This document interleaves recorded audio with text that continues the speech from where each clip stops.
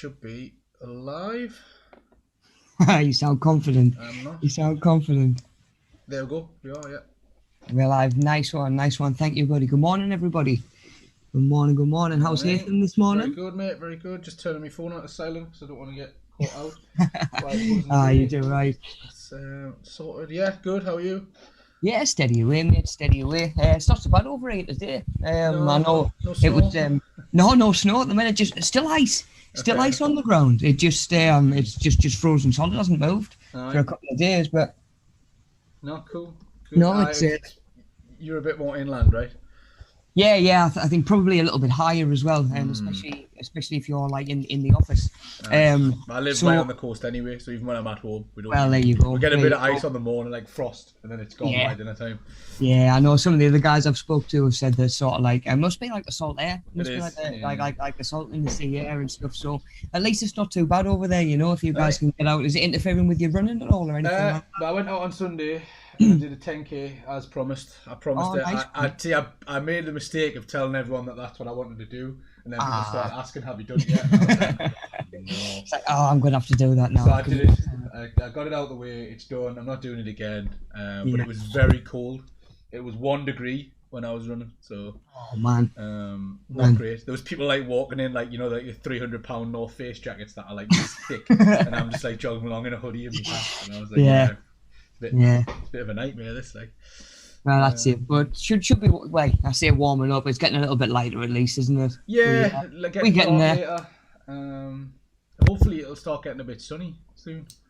Fingers crossed, mate. Fingers crossed. Some of that vitamin D. That's what we need. Well, that's it. Yeah, that's it. And I think certainly, I know obviously with vaccines getting rolled out and stuff like that, and we're saying sort of like every injection is a step in the right direction. Yeah. You know, so sooner or later we're going to get to a point where obviously a lot of the restrictions that we're dealing with right now won't be in place anymore, you know. Hopefully sooner rather than later, you know. Yeah. As long as it's done safely, of course, you know. I think it's probably a bit of a wake-up call, like maybe he's looking after yourself a bit more as well. I said exactly the same thing yesterday. Yeah, it's like the responsibility's never been on us more, I don't think. Like upon yourself, like nobody knows.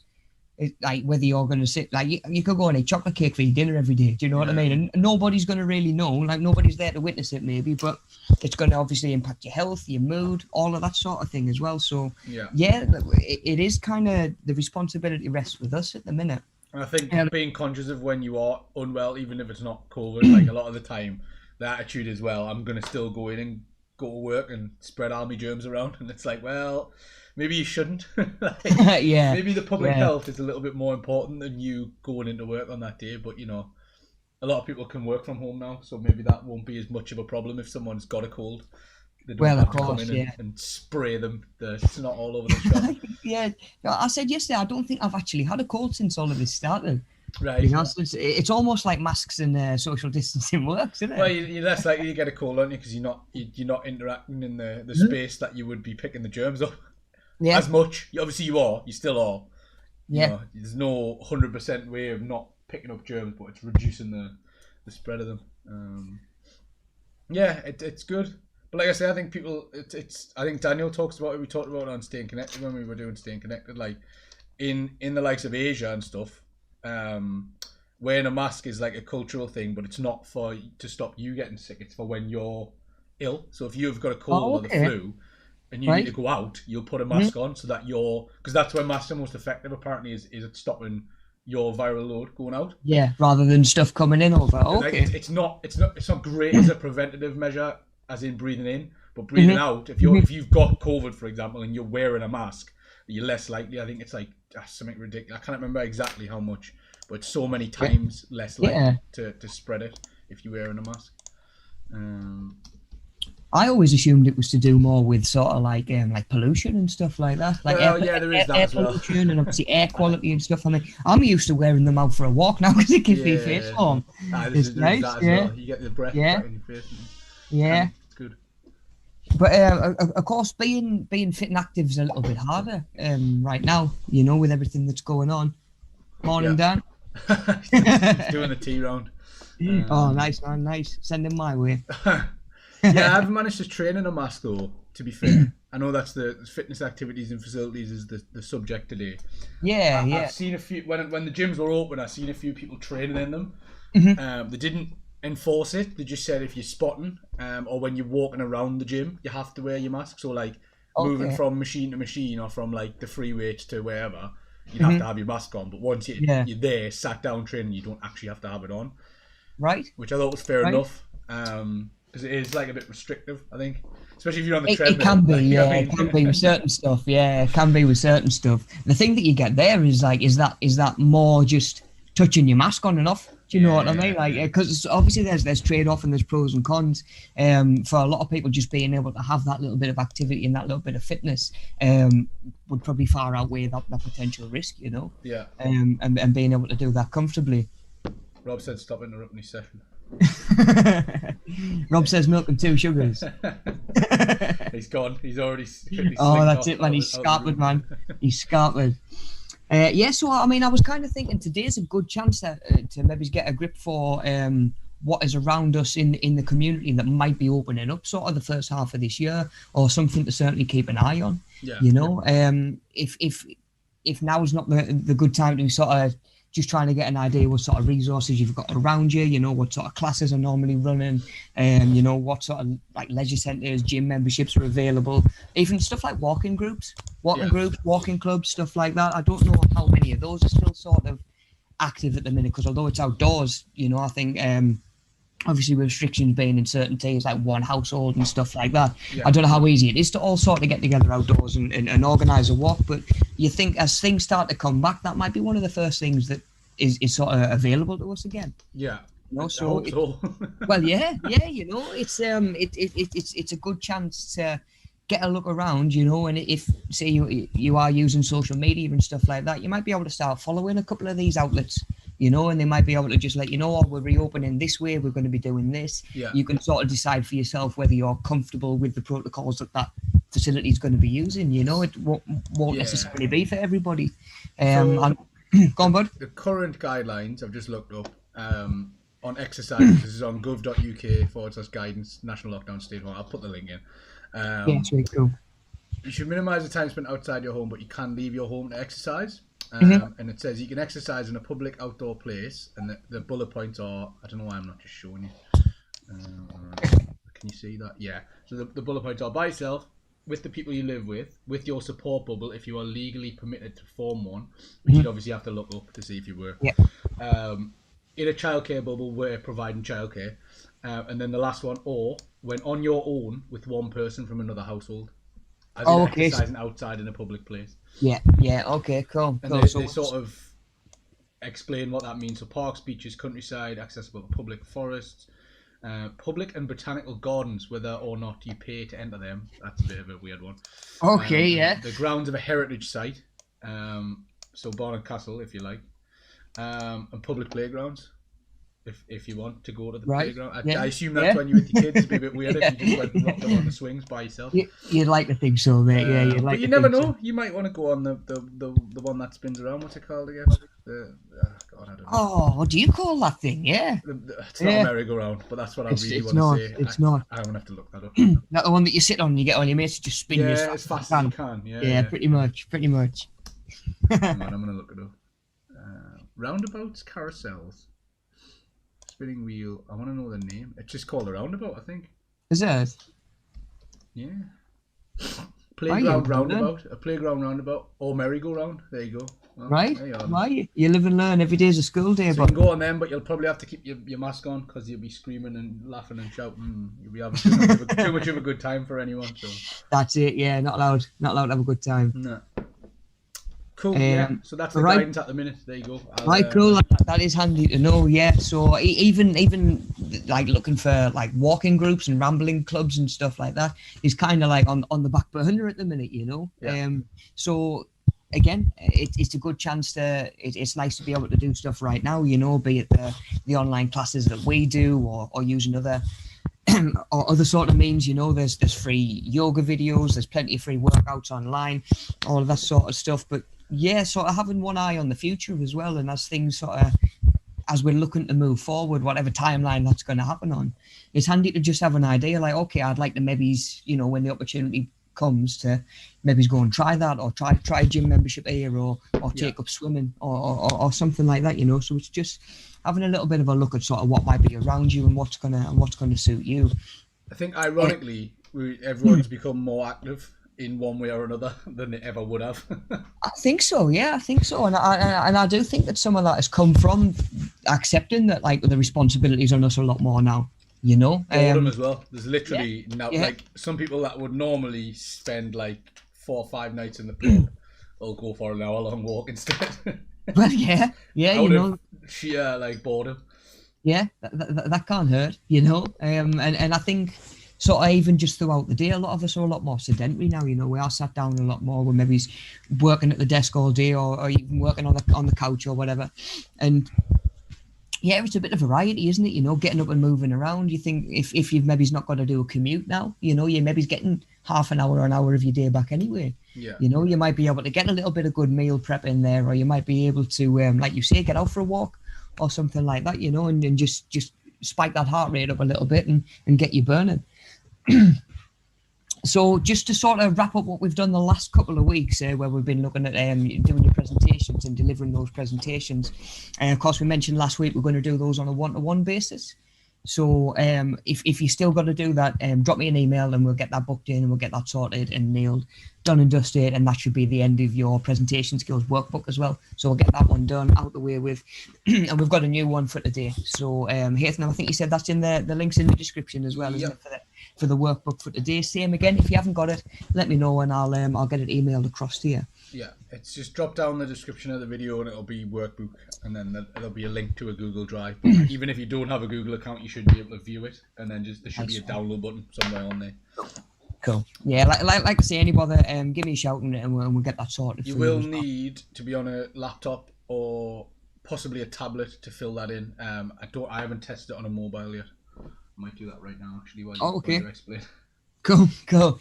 Yeah, so the new booklet and the new work that we're going to be doing and sort of what we're moving on to today, we're going to be looking at just how to not only take part in exercise and fitness and a little bit of activity.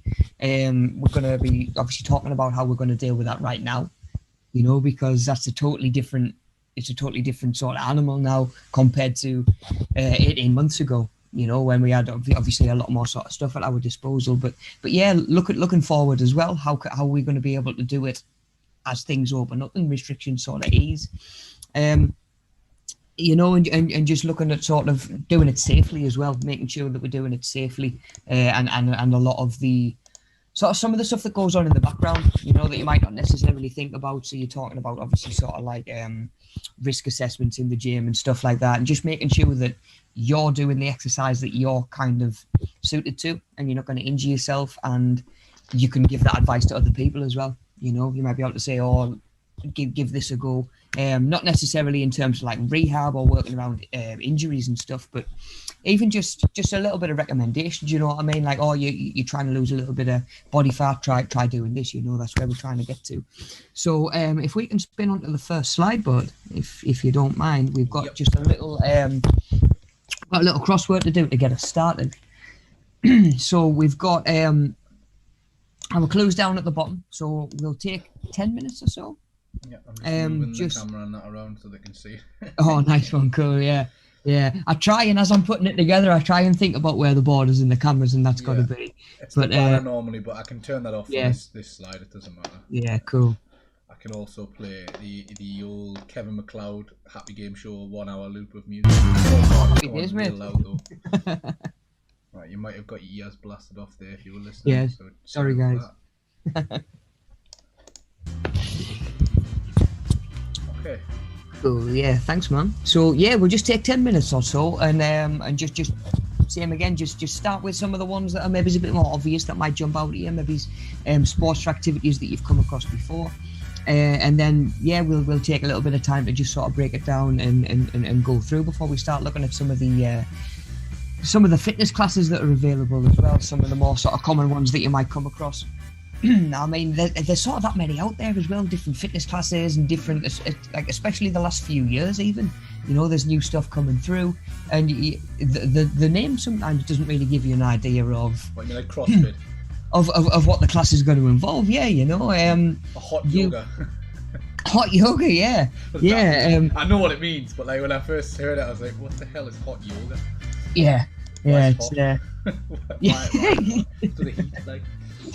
Yeah, it's something I'd quite like to try, actually. I think it's supposed to be like really physically exhausting to the point where like you can actually pass out. Really? Well, the way some people have got on about it when I've asked them about it, yeah. Like, yeah. Because of the heat, like they started talking about like heat shock proteins or something, but it's basically like your body gets really dehydrated because you're sweating a lot. Oh, okay. You'll be losing like your electrolytes and your salts and stuff like that as well. Okay. Which, if you're of a certain, like, depending on how you are as a person, that might be real bad. Well, of course, yeah, depending on sort of like your starting point, how much normal yoga have you done? Because you're essentially doing like yoga in a sauna, then, aren't you? Like a yoga in a steam room sort of thing. I think they build you up though. I don't think they just hoy you in the steam room and like, right, okay, warrior pose, go, like, you know. Off you go, yeah. Right, one leg, stand on your head, sort of thing. I think it's just like you probably do like 3 moves for the introductory class. Yeah. It's like CrossFit though. Like CrossFit, when you watch the CrossFit videos, it's all like cleans and snatches, which is really like throwing the bar up, but they never start you on those moves. Like they get you to do the basics first. There's always like an introduction, isn't there? It's never going to be, right, okay, I want you to lift this 80 kilogram bar above your head. Like, yeah, of course, movement. Like, I go back. Yeah. Good luck. Yeah. Good luck, everybody else. But yeah, that's a good point as well, mate. That's worth mentioning as well. You know, sort of like make sure that you sort of don't necessarily really like limit yourself or something, but just be conscious about how much exercise you've done, how recently you've done it. You know, it's all well and good if you maybe used to run 10Ks quite often. Nope. If that was 10 years ago, maybe don't try and jump straight back into that. Yeah. I think for a lot of us, I know that a lot of us are more sort of active and mobile through all of this and everything that's going on, and that's kind of like a personal sort of choice and, like we say, a personal responsibility. But I think that as we come out of it as well, I think there's going to be a lot of people on kind of like a health kick. Yeah. You know, even if it might just be you know, just for the mental health benefits, you know, and to get moving, to get active. It might be, you know, you've been as active as you can over lockdown, but you've maybe still put a couple of pounds on that you don't like. It might be the other way around. You maybe lost a little bit of muscle mass because you've maybe not been able to train like you were, you know. So I think there are going to be lots of us that come out of this and want to hit the ground running, you know, as best as we can. But jogging, again, maybe. Well, hit the ground jogging. That sounds much more like it. And you know, we've sort of touched on it in some of the other classes that we've done, but there's so many different forms of fitness that are available. You know, the gym isn't for everybody, group exercise isn't for everybody, you know, going out in the cold and sort of running and stuff like that, that's not for everybody, you know. I don't think you necessarily need the gym straight away. Not based on how much equipment is available now, like the likes of resistance bands and just small dumbbells. And I think as a starter, if you've never lifted a weight before in your life, the starting point doesn't necessarily need to be the gym and the free weight section. Yeah, you know, especially when it comes to cost as well. You know, you might pay £30-40 a month for a gym membership. You know, even 15-20 quid's a lot if all you're going in and you only know how to use is the treadmill. I would never. I mean, some people. The other thing is, whatever motivates you really. If you get your motivation by going into the gym and doing your cardio there, fine, so be it. If you don't particularly want to pay like between 15 and 30 to 40 quid a month, like the outside's free. It's cold. Exactly. It's cold. Exactly. I will say that it's cold outside at the minute, but outside costs nothing, which is why I always begrudge doing cardio at the gym, because I'm like, I could be doing this, but I could be like running down the coast when the sun's setting, and that's a bit more motivating to me than standing on a treadmill looking at my own stupid reflection in the mirror as I'm like bouncing up and down on this treadmill thinking, is it over yet? I haven't got it's a different mindset. Or looking at the virtual track showing how many laps you've done. Oh man, and you look up and you close your eyes for a little bit and you think, right, I'm not gonna look because I'm obsessing, and you think, right, I've done about 2 laps of this track, and you look back and you're like a third of the way around the track, and you're like, oh my god, I'm gonna cry. Like, hasn't moved, That's when you tend to fall off. You tend to fall off and go home. Just the one solitary tear. It's like, please, I just want it to be finished. Yeah, I can tell you what as well, my mate. Having worked in gyms over the winter, they're cold as well. They're still gonna be cold at the minute anyway. So if, like I say, as long as you're nice and warmed up, which is something that we're going to sort of look at today as well, and making sure that we're ready to exercise or whatever exercise that we're going to do. Like you say, if you can take the temperature out of the equation, you can get yourself out and even just a walk down the coast road or something like that. It's really nice over there. But you'll find as well, you heat up a lot during exercise. Like that's one of the things when I looked into it, and I've spoken to people who do running, like a lot more running than I do, and they're like, if you look at the temperature, even when you're walking, like it might be 1 degree or might be below 0, but by the time you start moving, you're probably going to get between 5 and 10 degrees hotter as your body temperature. So you've got to bear that in mind as well. If you go out and it's 5 degrees outside and you're wrapped up like it's going to be -5, you're going to be boiling. Well, that's it. Yeah, I mean, I've done that. Like when I get out for a walk, depending on how far I'm going, you're talking like I'll set off. I've got my scarf on. I've got my hat on. I've got my gloves on. Yeah, I'm taking layers off on my way back to the house. I've just got stuff to carry back to the house. Yeah. Yeah. Chest. It's all like keep your upper body as warm as you can. Really. You should be all right. But yeah, I mean, I'm not a very good runner. That's the thing. So it's took me like probably 5 months to build up to running a 10k. Like, okay. Just I couldn't do physically. My body would start hurting in certain places. So I had to do like a stop-start. So I'd run as far as I could, stop, walk, and then jog the rest of the way, like really slowly, and I had to build up like that. And that's like took us, like I say, about 5 months. And it can be really discouraging, I think. Like, you get to a certain point and you hit that wall and you're just like, I can't go any further. Like, I'm in pain, like actual pain. I'm dropping the bits. Yeah, and it's just frustrating, but I think just stick with it. And it's the same with anything, like lifting weights, playing football, whatever sport or activity you're doing. Like you've got to accept your starting point isn't where someone who's been doing it for 10 years is. It's never going to be. Yeah, anything like that, any kind of skill. It does take time. Your body needs to get conditioned to it as well, right? Like you can't just walk in and be a marathon runner on day one. Exactly, yeah, and at the end of the day, like your fitness and your results, what we talk about results, all of those results are your body adapting to what you're putting it through. So you've got to put it through it for it to adapt. You've got to force that change. That's why, if you're trying to get stronger and you go in and you pick up a weight that you can lift 50 times. And then you put it down and move on to something else. You haven't really sort of challenged your body in the way that you want to. You might get, and it comes back to them components of fitness that we talked about the other week. That's your muscular endurance. You're going to develop that, and you're going to improve that skill. But you're not necessarily developing the skill that you're working at, which is why I bang on about it all the time. Try and make your training sort of relevant to your goals and sort of the direction that you're trying to go. And sort of linking it into it today as well, do the same with your warm up as well.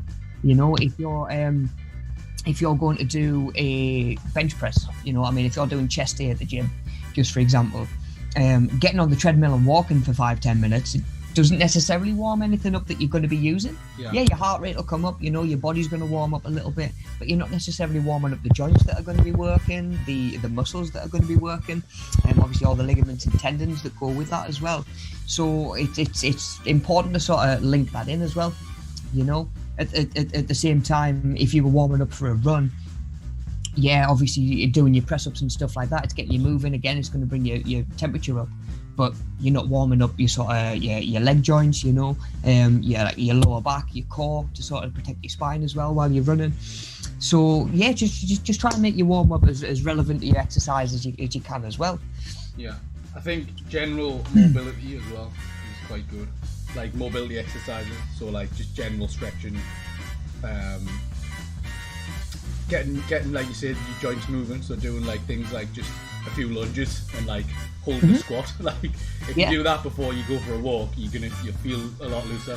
Your knees won't hurt. Your back will be in less pain. It might not. It'll still hurt. Doesn't matter what you do. If you've got back pain, you'll know it'll still hurt, but it eases it. Other things you might not notice as well, like stretching your hips and your quads and your hamstrings might alleviate like back pain and knee pain because it's all connected. Unfortunately, your lower chain is all just one big mess. If you're someone like myself, like from time to time comes on really badly. Yeah, I mean, I'm all for stretching for the sake of flexibility. Yeah. You know, but even like you say, just good movement day to day, take that tension off.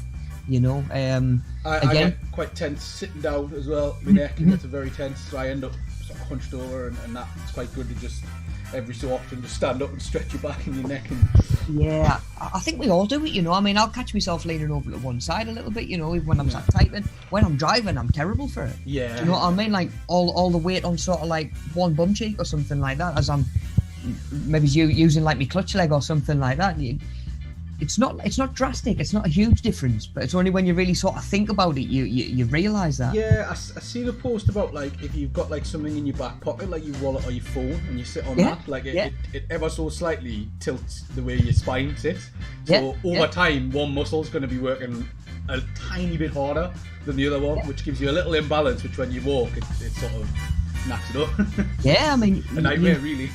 You think of a long distance lorry driver who's doing like 8 hours a day, maybe sitting on his wallet, you know, that catches up over time. Even things like I've trained people in the gym that have maybe he's got something going on posture wise and they're trying to figure out why they've got pain. And the only thing and the penny sort of drops and they realise, oh, I've just had a baby 6 months ago and I always sit with her on that leg. Do you know what I mean? And even that, you twist it in a certain way. Yeah. You're accommodating that, and even stuff like carrying. Carrying, if you're wearing a handbag or a backpack or something like that every day, are you carrying bits and bobs like backwards and forwards? Yeah. Do you wear it over the same shoulder every day? Because that can have an effect as well, you know, especially if it's heavy, you know, if you're carrying a lot around and you wear it the same shoulder every day, it does catch up. So yeah, definitely a little bit of stretching for even just posture and just for a little bit of tension. Really. That's where your good form comes in as well, right? Of course. In whatever you do. So if you can train with good form, then you should have like close to equally strengthened, say, shoulders, for example, if you're carrying a bag, or like lower back should be strong on the same, like both sides. Yeah, and that can you might counterbalance that poor posture throughout the day and stuff. Oh yeah, definitely. And like we say, that there's a lot of sort of stuff day to day that we might even be doing now, you know, that can really sort of play catch up. And before you know it, you're waking up with maybe aches and pains somewhere you've never had aches and pains before. The one that always catches me out is you'll turn really quickly, and that'll be it. Like, your neck. You'll turn your head, and it'll just be like, and it's like, how dare you? Yeah, how dare you move your neck? And then you try and move your neck the other way, and it's just like stuck. It's like someone's pushing your head that way. I said, well, this is my life now, I guess. Yeah. I can't look that way. Sorry, I just have to turn all the way around. Like Zoolander. Yeah. Bolt upright neck. Can only turn left. I only go left. You have to do a full circle. Yeah. So just general stuff like that, and you take it for granted until it happens, and then you're like, oh my god, this is the worst thing ever. Yeah. Oh yeah. Definitely. So, I mean, it's the old saying, isn't it? Prevention's better than cure. Yeah. You know, if we can stay on top of it and get ahead of the game, then happy days. And again, you know, a lot of it is kind of sifting through, right? What exercises are out there and available, and what sort of appeals to me. You know, people know what trouble they've got as well. Like you know if you've got lower back pain, you know if you've got neck pain. Of course. So if you mention it to Rob in some way, shape, or form, he'll be able to help you as well. 100%, yeah. Drop it in the chat. You know, drop it in the chat. Drop me an email. It's kind of one of the things I focused on more. Of course. One of the things I focused on more in the gym, you know, like that good sort of posture and how to exercise around, not necessarily like injuries, but niggles and stuff like that, you know. So yeah, by all means, give me a shout if you're struggling, especially at the minute when we're kind of restricted to maybe some indoor sort of stuff, you know. And there are things out there to help you get moving, you know. There's the whole Couch to 5K program, you know, that you'd be able to find just googling that, you know. Me and Alex through lockdown have used a free yoga channel online for all the yoga that we're doing. They're all listed, you know, for bad backs, for bad knees, for flexibility. Some of them are a little bit more intense, you know, for when you get to that point. I've stuck at the nice stretching ones for the time being. Nice. But there's a lot out there, you know, and again, it's just a case of knowing where to look. So of course we can sort of cross that bridge a little bit today as well and talk about that. But we'll blast through this crossword while we're on. Yeah, I'm just taking a screenshot so I try and write them in. Just give me a minute there. Oh, what a guy, cheers, man. I'm just taking out some thoughts. I'm gonna try and do it in Photoshop on the fly. So you're about to witness the fitness. Yeah, like we'll see if this might not work. Just FYI, everyone, this might go terribly wrong. So if I open Photoshop, yeah, my computer might blow up. I just want the record to reflect that. I'm trying my best. Right, we'll put the banner back on. We can do that. Yeah. I'm just keeping an eye on the thing. I normally get a big red warning on the bottom right if it's going wrong. So far it's green. Which is nice. Happy days, mate. Long may it last. Pray for the green. Right. So there is the crossword in Photoshop. I'm going to attempt to type in the responses now. There we go. So we're doing digital skills and health and fitness at the same time. I like it. I like it. Today. Nice one, buddy. Right, so we'll start across then, I guess. We'll just start with that first clue. So 6 across. Lifting heavy weights. You know, sort of going to the gym. You know, you'll see people with the lifting gloves, the belts. All the way down to your little dumbbells. You know, your 1s and your 2 kilograms. That would just be weight training. In that one. So you might recall a couple of different things, you know, weightlifting, resistance training, weight training. They all sort of refer to the same thing, you know. That can be your free weights, that can be, you know, going to get the dumbbells off the rack. And then you might have seen the machines that you can get now as well, you know, where you might, I don't know, move the pin to select how much weight you want, and then the machine's just going to move through sort of whatever range it's sort of preset to do. I find that they can take a lot of the sort of uncertainty out of an exercise, you know. You can't really do it wrong in that you can just get on and sort of do the chest press through whatever range the machine's set to, or your overhead press, you know. You can only go so far wrong with it, so it's a good way of getting into your resistance training if you're not entirely sure about form. You know, if you maybe a little bit dubious about just picking up a free weight and saying, right, let's go, you know, those are an option as well. So if that's something that sort of stands out and appeals to you, be aware, obviously, when you're looking on gyms' websites and looking at their kit, and hopefully, you know, when the day comes, when we're going and getting an induction and getting shown around as well, you know, if that is the way that you want to go with your fitness.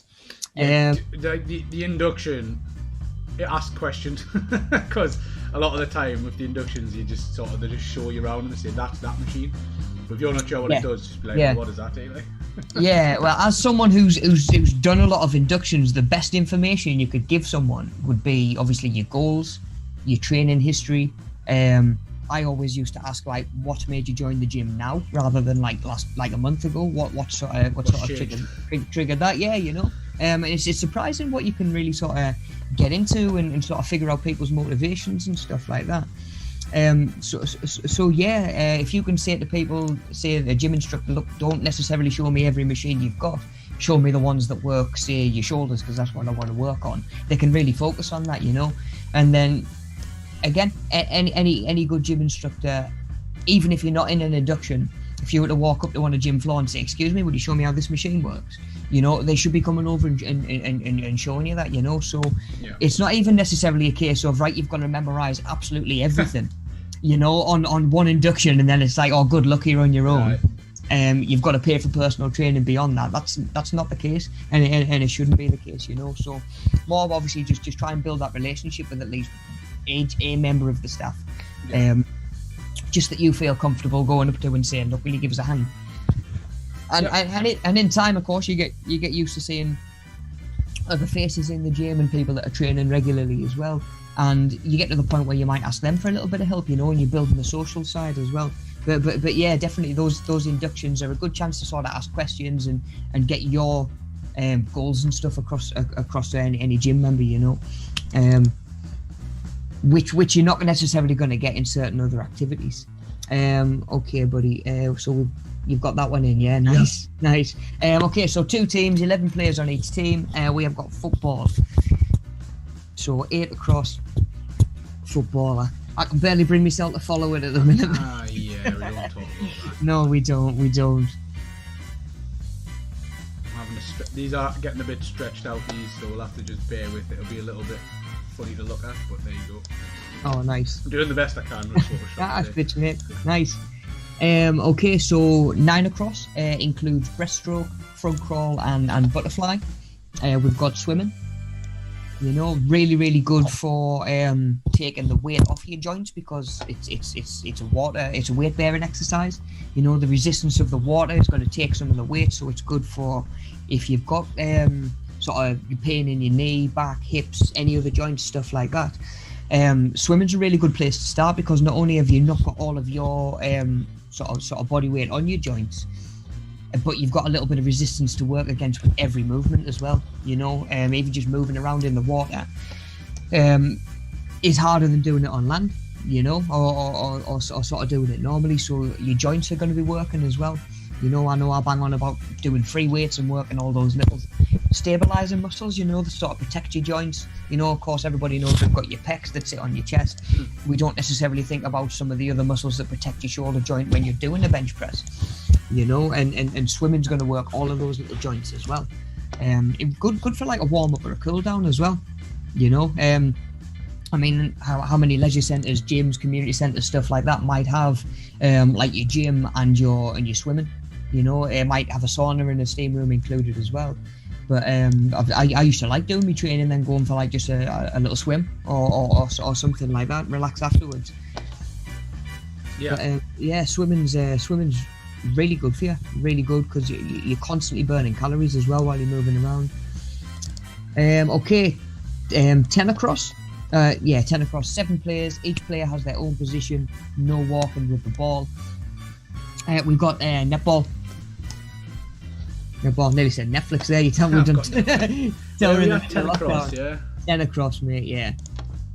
Netball, yeah. I know Mel does a little bit of netball, doesn't she? She was. I don't, obviously. Well, not right now. Yeah. Yeah, not at the minute. Yes, netball. Oh god. Just swimming in all of them. Yeah, just everything swimming. That's the only thing you're allowed to do. Just get in the sea and just thrash around like a shark. Hey mate, you know what? That's funny you say that.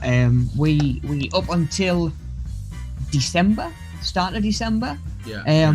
We used to go through on a Friday and sort of get in the sea. No, we used to go get fish and chips. We used to go get fish and chips, mate. Like not necessarily every week, but maybe every other week or something like that. And they've got like, I don't know whether they're called like the CM dippers or the CM swimmers or something like that. Mate, I swear to God, I mean, start of December, it's getting dark at this point. Yeah. And they're coming down, parking up in swimming gear, you know, maybe just a dressing gown over the top or something like that, and then just bang, it's off, they're in the sea and they're away. Do you know what I mean? But mate, there was like 30 people turning up for it. It's not like one or two that are like talk to each other into it at work that day. Like, let's go on. Do you know what I mean? Like, it's a group. You know. That's a bit much for me, that like. I'm all for personal well-being and that, but getting in the sea in December is. I mean. There, like, if that works for you, if that works for you, and if that floats your boat, go for it. Do you know what I mean? There are people that do it and they swear by the health benefits of it. You know, blood pressure, mental health and stuff like that. But any form of swimming, really. You know. I just think, and I know that I was speaking to Charlotte the other day, who does the some of our drop-ins, and she just started swimming as part of her fitness journey.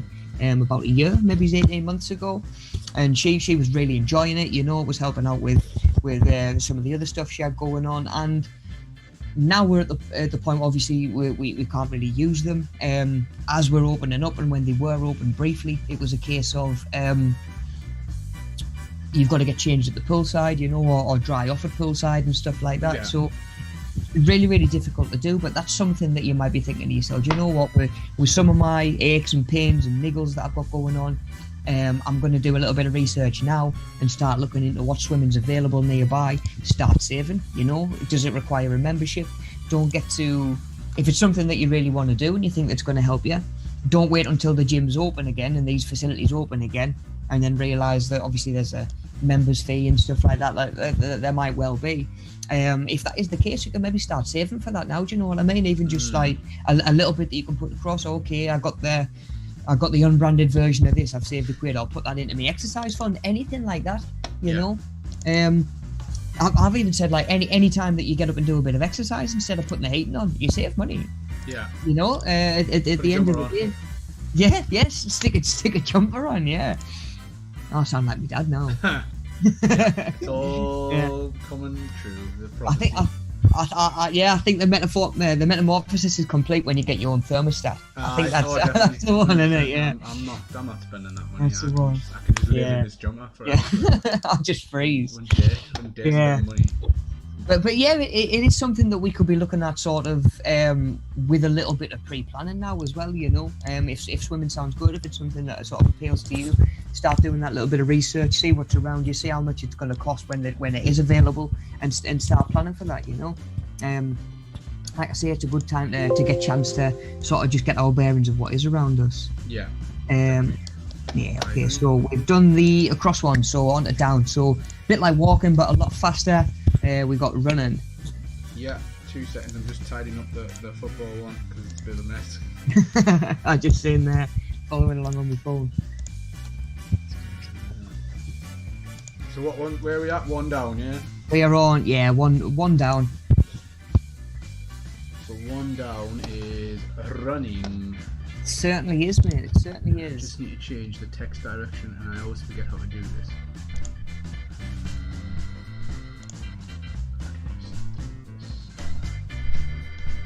Now, running has got some amazing sort of health benefits, you know, for the calories you can burn, for the spike on your metabolism.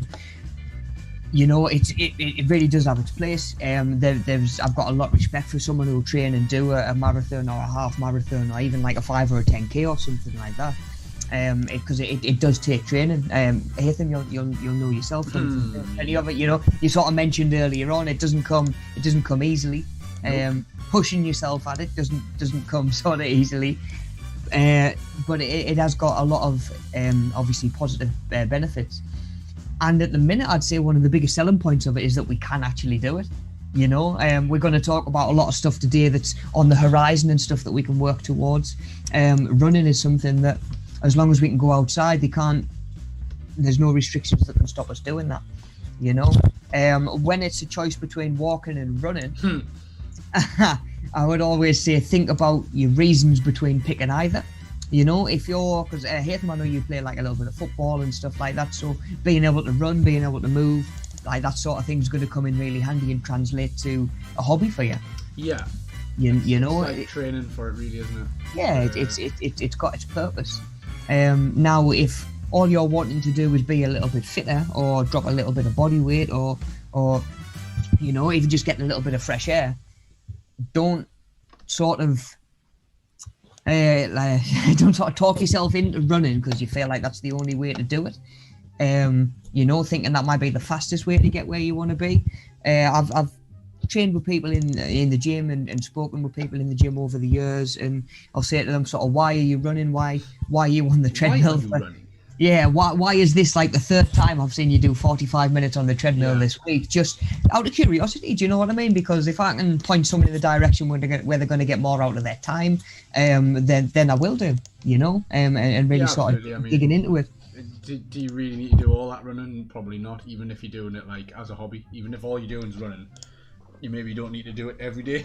Well, yeah, you know, and I'd speak to certain people and they might be in the gym because they've got bad joints and they've got bad ankles and bad knees and stuff like that. And to them, the idea of fitness and going to the gym is strapping yourself to a cardio machine. Nope. And until you know any different, you know, you might think that's the best way to pursue your fitness goals when you might be doing or putting a lot of impact on your back or on your knees or on your hip and stuff like that, you know. So think about your like your reasoning between picking your exercise as well.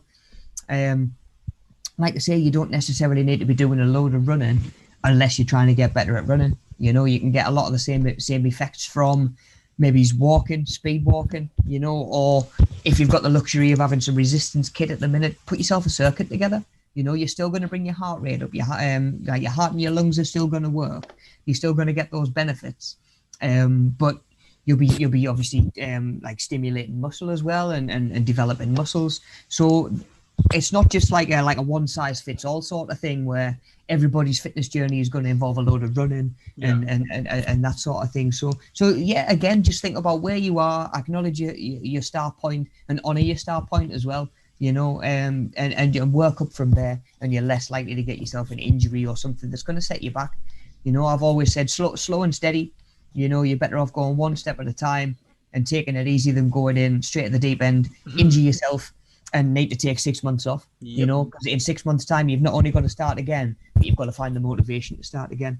Which is a different battle altogether. Right. Okay.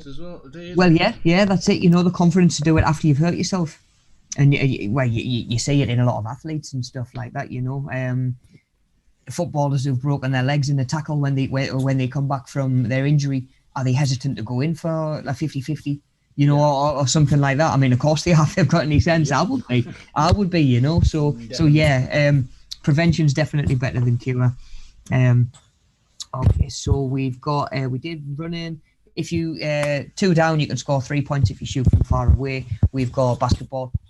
It hasn't got as big a sort of following over here. It's not quite as sort of prominent as it is over in like other countries like the States, and even in parts of Europe as well. Basketball is really big. Yeah, I think it's getting better in the UK.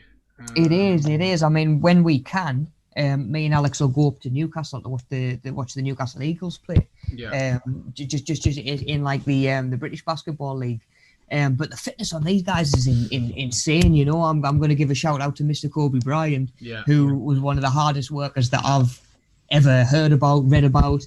The sort of guy who would do 2-3 hours of conditioning training with his trainer and then stay and put up like 1,000 shots afterwards when his trainer's gone home. But the fitness on some of these guys is absolutely insane.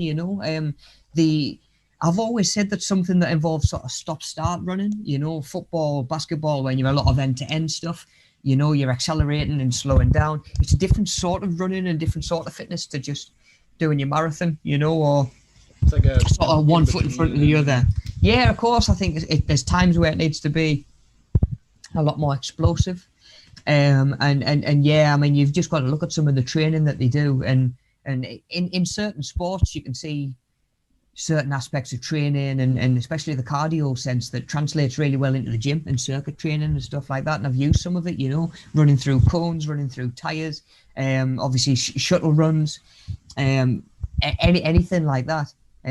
Basketball, you've just got to look at the condition that some of the guys are in, especially at the top of the league. It does take a lot of fitness. There's not many basketballers built like the Tyson Fury. No, you know what I mean? No, but then again, I'd say that he's probably an anomaly in basket, and boxing takes an insane amount of fitness. There's not many boxers built like Tyson Fury. No, when you think about it, he's very unique. Well, there's a few. You tend to get the heavyweights built like that, but they're still quite fit, like cardiovascular wise. Yes, of course, good endurance, but they're just not as quick, obviously, because they want to go for power rather than speed. So yeah, of course, but he's a bit of an anomaly in that respect. In that he definitely is somehow, but it's the frame, I suppose, as well. He's like 6'8", so you can carry the weight and the power and have a bit of the speed because of the size of you, basically. But he can move his frame exceptionally well somehow. I don't know how, to be honest, but he can. He does well for his sort of for his shape and his size, definitely. Wiring somehow. Yeah. Okay. Of course, it's worth mentioning as well, just while we're on the boxing, a lot of these sports and stuff like that do have fitness effects. You can do in a fitness sense. So say like if you like the idea of boxing and the health benefits behind it, you don't need to sign up to compete in the ring and be worried about somebody punching your head in to go away and do, I don't know, a boxercise class. Where you might just be working on pads or you might just be working on the bag. I mean, you can even get like a decent set of home boxing gloves and maybe even some pads to go with it, for quite cheap online. If you are living with somebody, who's maybe trying to get fit as well, and you're exercising together, like a set of boxing gloves and a couple of pads, can go a long way. You don't necessarily need to be competing for getting in the ring to get the fitness from it. You could probably doing a class would be quite good because you get the technique and the footwork which enable you to work harder. Yeah. So you're not just swinging digs at a set of pads or the bag. Yeah. Having a bit of coaching, you'll realise what you're doing wrong, but it's not necessarily your technique for a fight. It's your technique to train better. Yeah, If you just can have movement, isn't it? if you Yeah. can have good footwork and throw the right shots, you'll end up being more tired than if you just went and just like windmilled a bag for half an hour. Yeah, yeah, I am because it's the moving and that as well, isn't it? Yeah. You know, sort of keeping your feet moving. It's hard work, you know. It If you've improves never your done, coordination and stuff. And yes, it it's does. good. Yeah, if you've never done something like a boxercise class or something like that, Yeah. I definitely recommend it if it sort of appeals to you. Exercising on a bike. 3 down, we had cycling. Oh, yeah. Yeah. Just trying to spell. That's all. So again, sort of something that we're limited to doing outside at the minute, given that we haven't got the sort of. I mean, you might be fortunate and have like an exercise bike in the house, in the garage, maybe start gathering dust, holding clothes, maybe just tucked away in the corner, you know. But if you've got one and you can use one, excellent, you know. Other than that, we might be out on sort of like a mountain bike or something like that, you know, getting out and seeing the countryside again. It's cold, but you're going to warm up. The thing to watch out for with cycling, especially at the minute, is obviously ice underground, or ice on the ground, sorry. And just being aware of that as well, you know, and any sort of frosty surfaces and stuff if we are going cycling. But again, you know, really, really good for your legs, really good for your like your cardiovascular fitness as well. So maybe cycling's for you, you know. I imagine that there's probably people selling a lot of bikes at the minute that aren't getting used, you know, probably quite cheap. It could be worth looking at. Yeah, maybe yeah. worth it, like. Yeah. Even gyms, do you know what, mate? The amount of gyms that have gone down and gone quiet and they need to shift gear at the minute, you know, that maybe aren't reopening. I know it was maybe more sort of 9 months ago that a lot of fitness equipment became available, you know, gyms selling kettlebells, dumbbells, all that sort of thing. But, you know, if it's something that sort of stands out to you, we've got one eye on the future as well. You know, we're thinking about coming out of lockdown and the restrictions. You might think, you know what, it might be nice to get out on a bike this summer. I'm going to keep my ear to the ground and see if I can pick one up for quite cheap. Yeah. You know, something to think about. There's a lot more suppliers of stuff now as well, like dumbbells and barbells and all sorts of stuff. Like they realised there was a massive shortfall, so there's been a lot more like British manufacturing. Like places that old-fashioned stuff out of steel have just gone, well, we can make a kettlebell. Like it's just pour steel into a mold, like at a certain weight. Like we weight, that's the amount that you would make for 16 kilograms. There you go. Yeah. We can churn out a couple of thousand of these. Like we can charge 30 quid per one. We're absolutely laughing. Like that's it. It's insane, man. I think I mentioned to Daniel yesterday. There was one day I was working in the gym. We got a new dumbbell set delivered, and it was you think about the weight of a full rack of dumbbells coming off the back of a wagon or something like that. It was, I think there was 2 lots of everything up to 20 kilograms. Yeah. And then 1 set of everything up to 60. And it was like, oh Rob, like off you go, you drag these in. I'm like, I weigh 60. Yeah. Do you know what I mean? Yeah. It's like, I'm glad they're round and I can roll them. I'm glad I can roll them, honestly. You all work smart, not hard sometimes. Yeah, that's the one, mate. That's the one.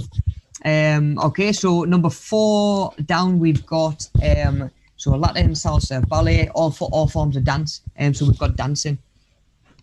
Yeah. You know, it's something for, again, you know, maybe we can't right now, maybe we can't look for dancing groups and lessons and stuff like that because of everything that's going on. Can we even just have a bit dance around the house? Do you know what I mean? Like I'll hold my hands up and say I'm one of the worst for it, mate. Like especially when I'm still cooking tea or just in the kitchen, just moving. You know, you don't have to go full Michael Jackson. Just get yourself moving a little bit more. You know, it's that, it comes back to that what I was on about last week. We're on about sort of non-exercise activity. You know, so you look at the amount of calories you can burn in going to the gym for an hour, and then you look at the amount of calories you can burn in the other 23 hours out of your day just by doing things like, I don't know, taking the stairs instead of the lift, walking to the shop instead of driving, trying to move a little bit more around the house, doing housework and stuff like that. You're going to burn probably more day to day. You're going to burn more calories day to day than if you were going to the gym. Yeah. So again, you know, it's something that you could look at. You know, you could be thinking to yourself, do you know what, proper lessons, proper classes, it's something I'd like to do when it comes up. same again. I'll start having a look now, see who's in the area, give them a message and say, let me know when you're opening up again. Put me on your mailing list, because you can guarantee that they'll be sending emails out to their regular sort of customers. And get your name dancing. Does that count as that? Is that like a dancing thing? I've never done it. Kind of, yeah, kind of. It was always more dancey than it was always too dancey for me to feel comfortable teaching. Not in the sense that I don't like dancing. It was just coordination and stuff like that. Do you know what I mean? I've just seen it like vaguely when you walk past and they're doing a class. And like, what the hell's going on in there? Like, yeah. Well, we're actually going to break down some of the more sort of common fitness classes in a minute. But yeah, it kind of is. It's based on a lot of the music that they use for it as well. Okay, like a rhythmic. Yeah, movement. Yeah. All sort of choreographed and stuff like that. Yeah. That's the one thing I can't yeah. There's a reason I was never signed up for teaching that, mate. Okay, so one that I did do a lot of, stationary bike fitness class, 5 down. Yeah, we've got spinning. So a spinning class, yeah. I think I've done one spinning class ever, and I didn't go back. No, it wasn't a fan. How come? Was it the? Didn't enjoy the type of exercise that it was. Yeah. Not a fan of the type of fitness that needs. It's hard graft, and I was always. It does a lot more for your cardio fitness than you realise. Like it really does. Again, you can do it inside. There's probably. You're not going to get all of a proper spin bike as cheap as you might get all of a push bike, that you can go and use a mountain bike. But again, they're probably out there, they're probably shifting. If you buy a decent enough exercise bike as well, they'll probably have a spinning setting on it. Potentially, yeah. Where you can do like a class where it'll have it like built in, or you can program it to do like it's almost like a hill climb, isn't it? Like yes, of course, yeah. Up in difficulty. Yeah. Kind of like you can with a treadmill, set it the program. Can you have an incline every now and then? Will it speed up? Will it slow down? That sort of thing. And you can set it into like timed intervals. So you'd say, okay, I want to do 30 seconds, like build up. So like quite low, say like 10. Yeah. Say if it goes up to 30, like 10, 15, 20, 25, 30. And then you just do like that. And that'll simulate it in a way. Obviously, it'll never be as good as a proper spin class because, as you know, Rob, you have people's lives sometimes where you just say, right, we're just going to blast it. You've got to. But I think that some of the motivation comes from the instructor as well. Oh, definitely. Do you know what I mean? If they're saying, right, let's do it. And one of when they said, look, we're going to start running a spinning class, they said, oh, you don't need to get on the bike to teach it. And there was some weeks where we didn't have enough bikes for me to get on. It was a case of if another gym member wants my bike, by all means they can have it. More often than not, I was on the bike doing it as well. Well, so that's it for me. Like when I've had PTs in the past, like if they're willing to get involved and do it, I'm a lot more likely to do it. Or if I know they're capable of doing it, what I always used to struggle with is if someone's telling us to do something, I'm like looking at them thinking, you would never do this. Why are you getting me to do this? Like you can't do this. Like why are you doing this to me and you wouldn't do it? But like when I've had PTs in the past who I know can train that way, I'm more likely to, of course, to sort of identify and say, you know what, I will do this. Like, I understand. Because they do it themselves. It's the whole practice what you preach sort of thing, isn't it? And they're like telling you to hold on, and that I'm like, I can't hold on, and nobody can. This is unrealistic. Like, counting down the longest 10 seconds in the world. Yeah. Oh, I see Mel's just got in the chat. Morning, Mel. I thought you would rock up now when we're talking about this. I used to come through and do some classes with Mel, and some of them opened my eyes to classes that I'd never done before. Well, Mel Machiavelli owes me an apology for the workout day that we did for St. Benedict, because I turned up under the pretense of you can do some of the slower classes. Bear in mind it was a Sunday and I'd played a full 90 minutes on the morning, and I went back to the bar and had, I think, sausage and chips for my dinner because that's what they had on. And then I got the workout day, and Mel was like, "Oh, we're short in this class. Do you mind jumping in?" I was like, "Yeah, I'll jump in. Do you know what I mean? I'll be all right. 90 minutes, whatever. You know what I mean? I've done my stretches. I've had my water. I've had my sausage and chips." So then she did like a 40-minute body pump, and it was all like squats and lunges with a bar, and I was just like, you can see on the footage my face. It's either like this, or it's just like, and then got bullied into doing a functional fitness class as well. Oh, man. If you're looking for motivation and someone to bully into being fit and strong, look no further than Mel, to be honest. Oh, I'm sure. And Rob as well. Rob won't bully as much though. A nicer babyface assassin, mate. Yeah, babyface assassin. It's yeah, like yeah. You're like the good cop to the Mel's bad to cop. Mel's bad cop. Yeah. I think, in terms of physical fitness, bullying, I think that's how it is. Yeah. Mel says body pump was like that was the one that killed me as well. Like I came through and did body pump for the first time, and I was training and doing all sort of like 10 reps, 12 reps, maybe 15 at the push. Yeah. And all of a sudden I'm doing like bicep curls and squats and lunges and stuff for like 30 seconds, 60 seconds, maybe even 90 seconds. I went to work the next day, and I just met Alex as well, and I was like, I couldn't move. I was moving like Frankenstein. I was in the gym saying, "Yeah, we're just gonna do this nice stretch at the end of the session." I'm like, I can't move. Cursing Mel for about a week. I think the pose in yoga is called the corpse pose, where you just lie just still. That's it. You just have to do that for the rest of the day. We need to bring that in a bit more. Yeah, I'm in corpse pose. Does that mean I'm dead? I'm finished. I'm done. Yeah, I'm done. Okay, so we've got a couple of just things to finish up. One foot in front of the other, can usually cover 3 miles in an hour. We've got walking, so something that it's probably a lot of people's main source of fitness and activity at the minute. I think certainly, like you were saying earlier on, I think people are a lot more active now. Like when we weren't in lockdown, I could go for a walk and not really see anybody, and then lockdown hits and you go out for a walk and everybody and their dog's out. It's kind of nice to see more people being active and getting out and about. Of course, people's obviously still keeping their distance and stuff like that. And the hardest thing is when someone's dog runs up to you and you don't know whether you're allowed to stroke it or not. That's a nightmare. But it's if you're just getting out for a little bit of fresh air at the minute, it might be a day where you've got to think to yourself, right, the weather's clear, I've got to take the chance now and go, because it's forecast to rain the next couple of days. Yeah. At the same time, there's no such thing as bad weather if you've got the right clothes. If you've got your waterproofs and if you can get yourself properly wrapped up and you are just going for a walk, you maybe it's not going to heat up as much as if you were running. You something high vis on a night, I think, is the thing definitely. I've realised, like, doing anything where there's no lamppost in a certain section. Mm-hmm. If you're running or walking, like, you realise, like, I'm in the dark, and I can't see where I'm going. Like, when your eye plays like a little trick on you and you think there's something underneath your feet, so you end up like sort of stuttering a little bit. And like, oh God. Yeah. No. Or you don't see it and you go over on some black ice or something like that. A little torch. I seen someone with a torch built into the hat when I was out on Sunday, which was quite cool. Oh really? Yeah. I've pressed the button. I think Dan's like got a little LED. Yeah, I've got one for Download Festival last year. I was like, if I'm camping, I'm gonna want something to just pop that on and find me stuff in the middle of the night. So it is handy, but anything like that, and especially when we're working with less daylight, if you are if you're having to go out on a morning before you start work, or maybe it's dark by the time you get finished work and get a chance to, like Hatham says, just be conscious where you're walking, and of course that should only get easier as we come into summer, and the days are a little bit lighter and hopefully a little bit warmer.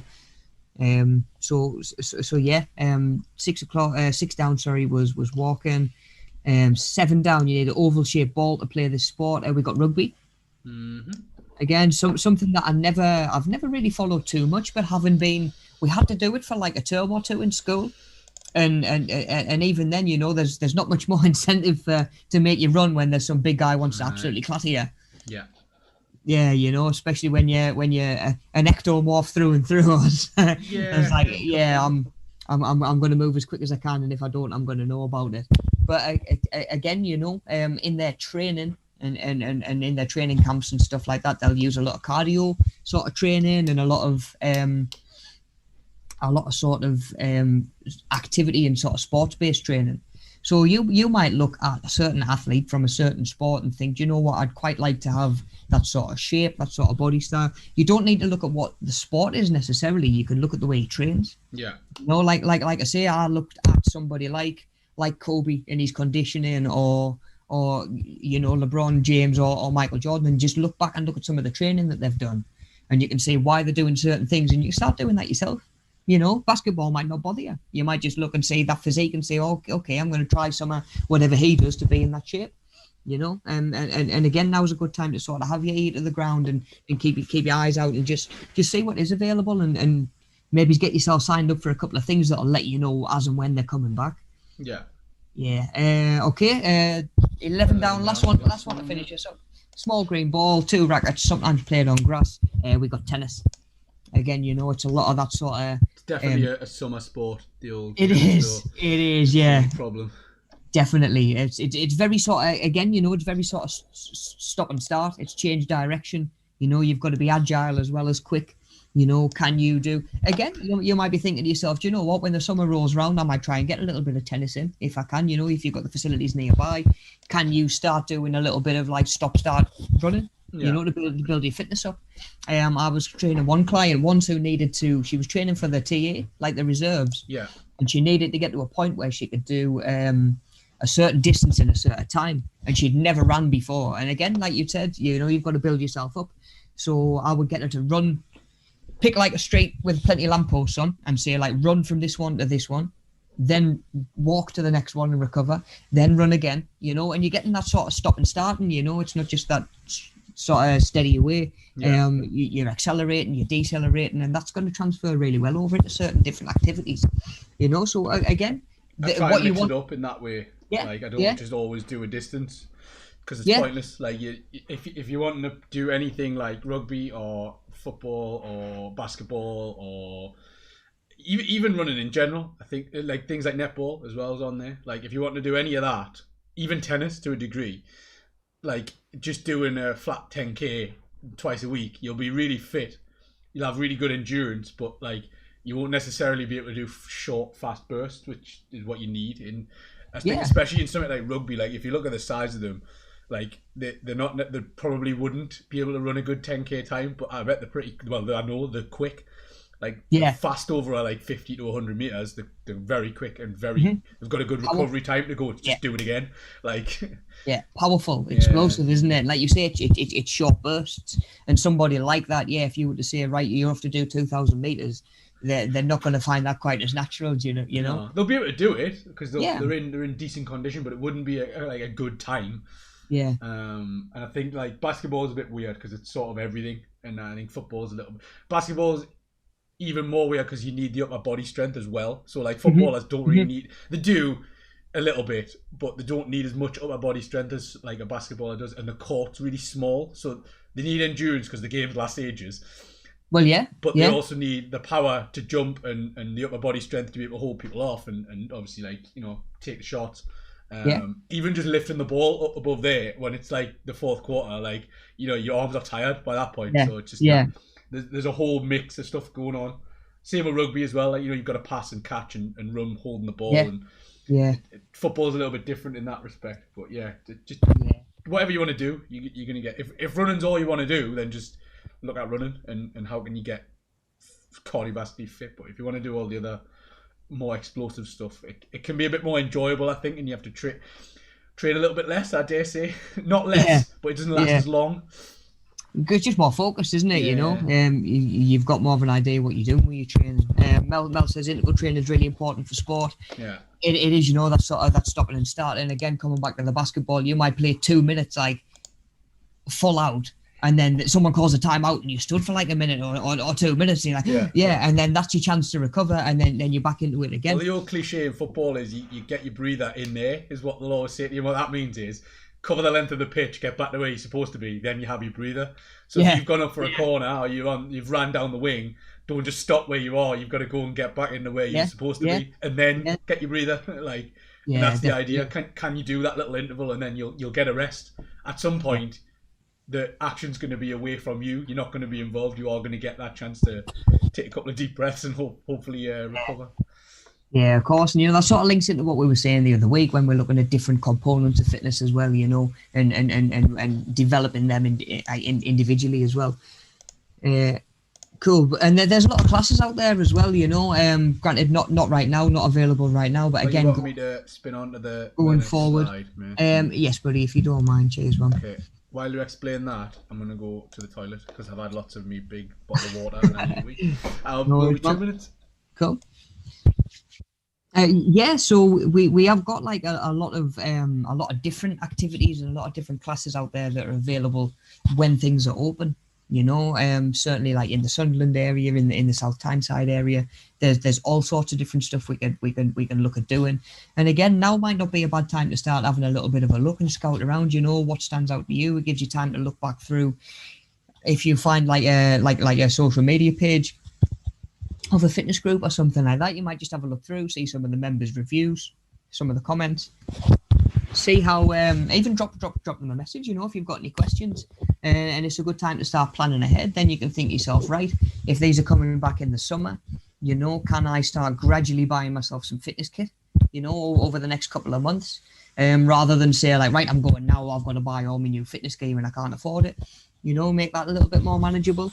But again, of course, it's handy to know what each class is good for before deciding whether it's for you. You know, classes are going to be hard by design. They're designed to challenge you. So if it's going to be challenging and difficult, and you're going to fail it the next day, you may as well make sure it's something that's sort of geared up towards what you're training for and your own training goals. You know, I know that we've sort of touched on a couple of these this morning. So, some of them I've taught myself, you know, so we'll just take a couple of minutes, we'll have a look through, and we'll just break down just a couple of minutes looking at what each of these classes are, what they're good for, and sort of what each one of them entails. So yeah, you know, maybe drop a message in the chat if you are thinking about anything in particular. You know, if you're watching this back again, just drop me an email. If you're thinking to yourself, do you know what, I'd like to get into swimming when things open up again, or I'd like to get into a little bit more walking and stuff now, training in the house, sort of body weight training, that sort of thing. If you've got any questions or anything that you're sort of thinking, right, that's what I want to work towards, but I don't know how to get there, reach out. You know, give me a shout. I'm more than happy to try and help point you in the right direction. Yeah, cool. So just before Hatham gets back, I'm back. He's back. Is he? Nice one.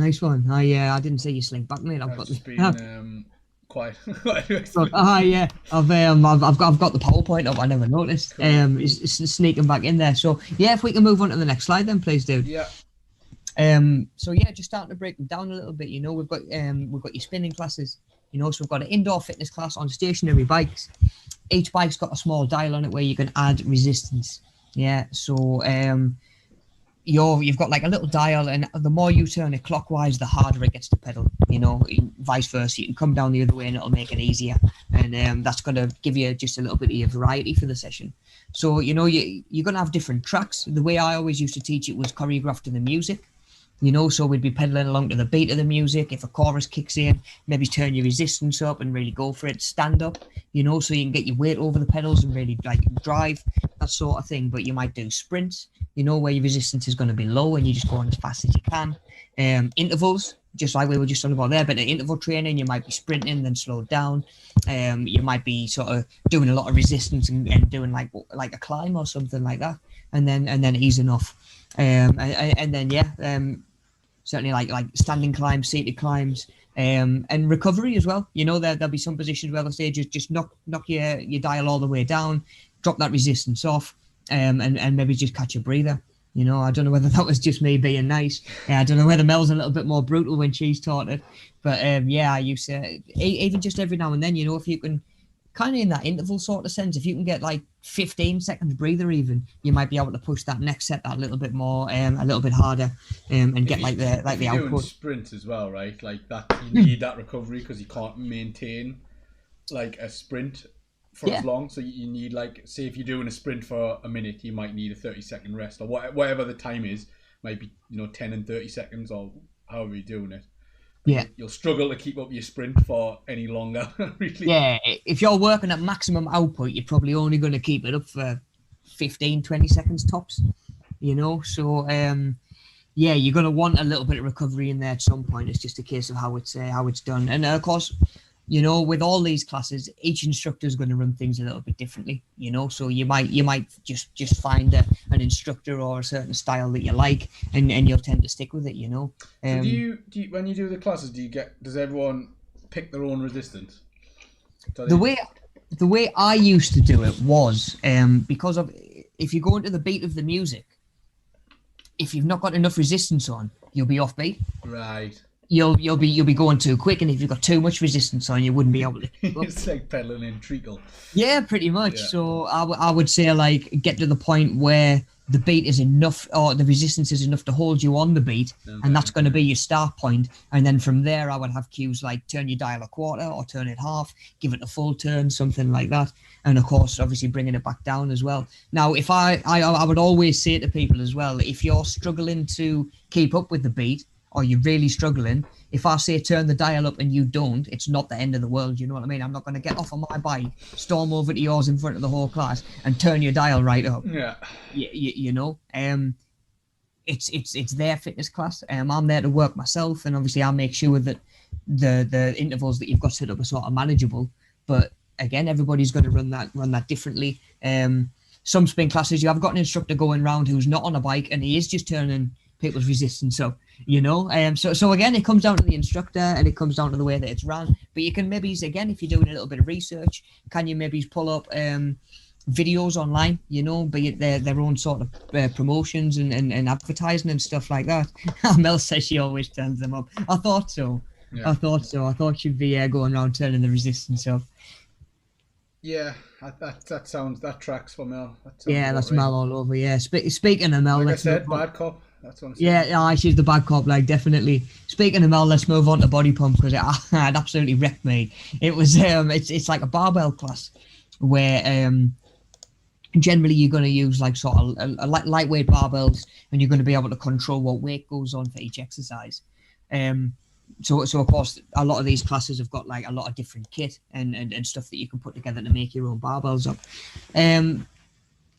It's normally either done for time or sort of it's always sort of choreographed, you know. You might have sort of like sets that you're going to work through. You might do sort of like 4 squats, dropping into lunges, then you might hold like in a half squat for like 4 beats or something like that. But it's all sort of choreographed, and it's designed to work all your muscle groups as well, you know.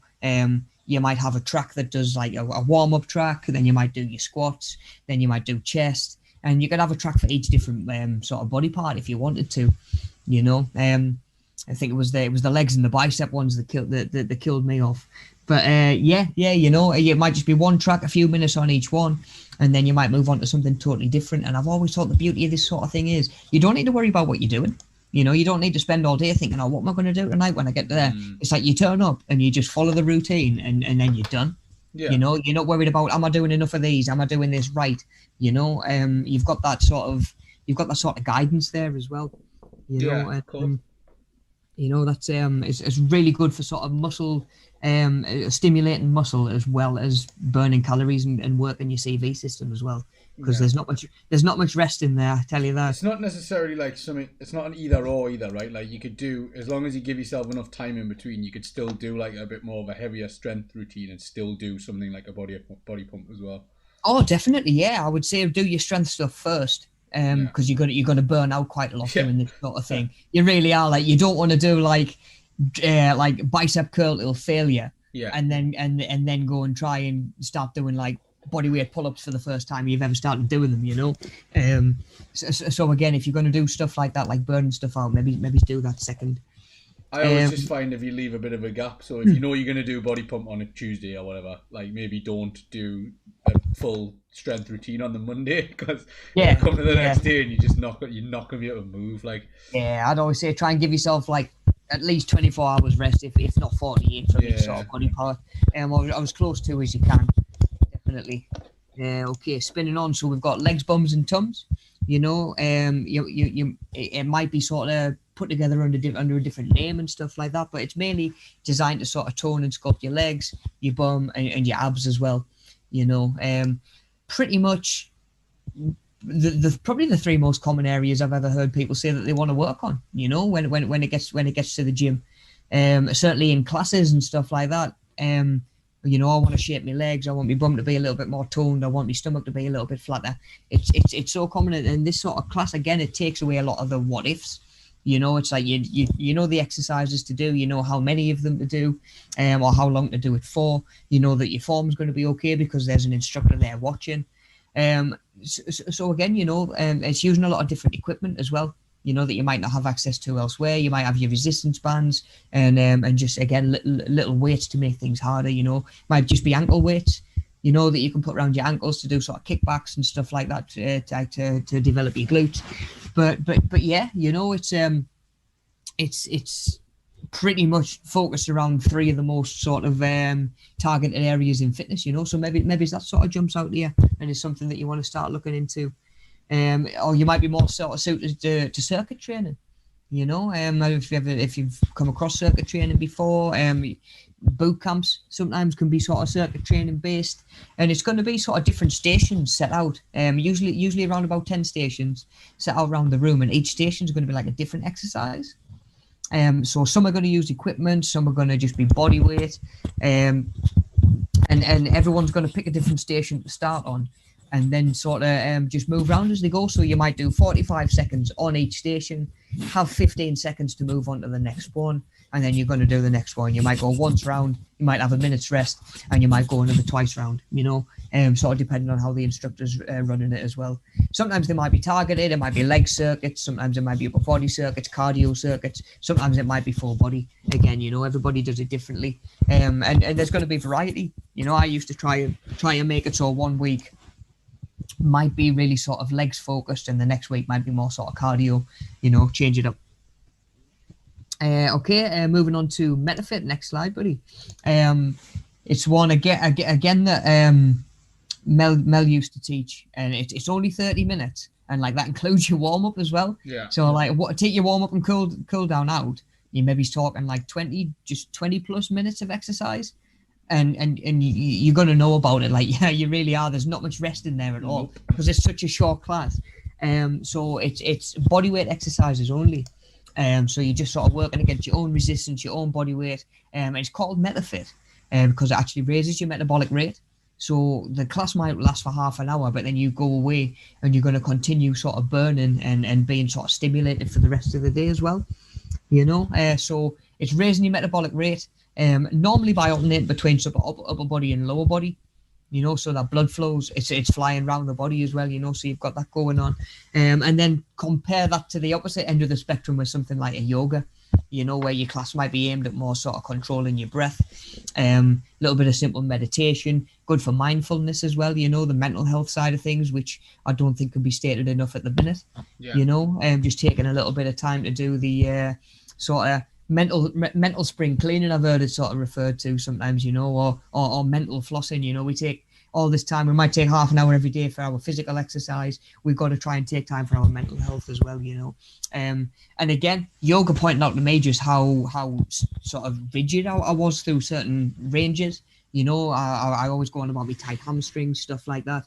They're getting better. They're getting better through doing stuff like yoga, and I certainly move better and hold myself better, posture's better. But, again, it takes a little bit of time, and, it is something you can sort of work towards slowly, and it's something that we can do right now as well, be it in the house, or touch wood, when it gets a little bit warmer in the summer, it might be nice to do outdoors as well, if we can. But just, you don't have to necessarily even, there's loads of like free resources for a lot of these as well at the minute. You don't have to do them at home. We've got some out there. There's loads online. In the meantime, while we kind of go to the gym and do it, have a go at like circuits, for example. You can do a circuit. You've done one, haven't you, Rob? Like, you can do a circuit with anything really. And like MetaFit, they're saying it's a lot using your body weight exercises only. So you're just using yourself. Like you are the equipment.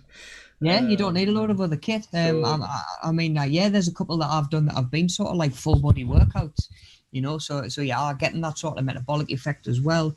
And you don't need a load of kit, and it's something that we can do right now. So and then you'll be better served, like if you've been doing a little bit, even just like a couple, maybe once a week. When it comes back again to the gym, I assume you'll be in good shape to start doing classes. You'll be your starting point will be further along than if you do nothing and then turn up and try and do it. Oh, definitely, definitely. It's a bit of a shock, isn't it, when you go to do something you haven't done for a while, and it catches you by surprise. And like you say, just starting to do a little bit, puts us in a really good position for when things are open and available. Okay, buddy, spinning on. We'll get to Zumba. We'll tackle Zumba. Yeah. Same again. It's not one that I've ever taught. But it's more aerobic sort of based. When we've looked at different different body shapes and body types and stuff like that and components. We've talked about dancers, sort of cardio endurance. How sort of fit they are, their lungs and heart and stuff like that. And this sort of just takes that sort of practice, sort of takes that and just puts it into a class that it could be really sort of fun, from what I've seen and by all accounts. I'm not sure whether Mel ever taught any Zumba, but it's various dance styles. The music is very Latin American sort of dance. It's got its own sort of vibe to it. It really does. DW, the gym that I used to work in through in Sunderland, they used to run a Zumba class, and I used to always walk through the. I always used to walk through the walk past the classroom where they were teaching it, and it sounded like Mardi Gras or something was going on. Yeah. It was like, I felt like I was missing out. But like going on there, whoa, what's happening there? Like you looking around the corner, like what's going on in here? What a day to forget my maracas. What a day. Yeah. But again, it might be a case of you might think that's something that's a little bit more sort of laid back, a little bit more casual, not as blatantly sort of fitness based. Maybe it's a little bit more social as well. That might be something that stands out to you. It's going to be a lot more kind on joints, niggles, pains, that sort of thing. And same again, that's something that's worth looking into now. Maybe do a little bit of research on Zumba, and then sort of see who's running it when things are coming back in the summer. Moving on to one of my favorites was always sort of aqua aerobic. So you're talking like a fitness class. It's going to be all body weight, because you tend to be in a swimming pool. At the end of the day, it's an exercise in water, which gives you a little bit of sort of cardiovascular conditioning, bringing your pulse up, and working your heart rate and stuff like that. But like I was saying earlier on, swimming and being in the water helps strengthen the body because of the resistance against the water. Yeah. If you're going to be doing star jumps, if you do them in the water, you're working harder to do your star jumps, and at the same time you've got the impact every time you land it. So it's going to be nicer on your back, on your, like I say, on your hips and your joints and stuff like that. So a lot of rehab routines are like just get in the water and walk, right? Like hydrotherapy, stuff like that. Because like like I say, you've got that resistance working, and you're working a lot of stabilizing muscles that might get sort of neglected otherwise. That you don't work when you get on the leg press, because the leg press is doing the stabilizing for you, for example. All those other little muscles are gonna be working when you're doing stuff like that. And a similar sort of thing with the stability ball classes. If you've never seen a stability ball, it's them ones that you see. It's kind of like a giant balloon that you might sit on or lay back over and do crunches on, that sort of thing. They're really good for developing them sort of stabilizing muscles as well. It's really good for core, because if you're sitting on a ball that's always trying to move underneath you, you're always sort of consciously or even sort of unconsciously adapting to sort of counter that and to keep your balance, so you're working your core a lot more. There's been a big push for sort of people having these to work from home on, using them as a chair, like even in the office and stuff like that.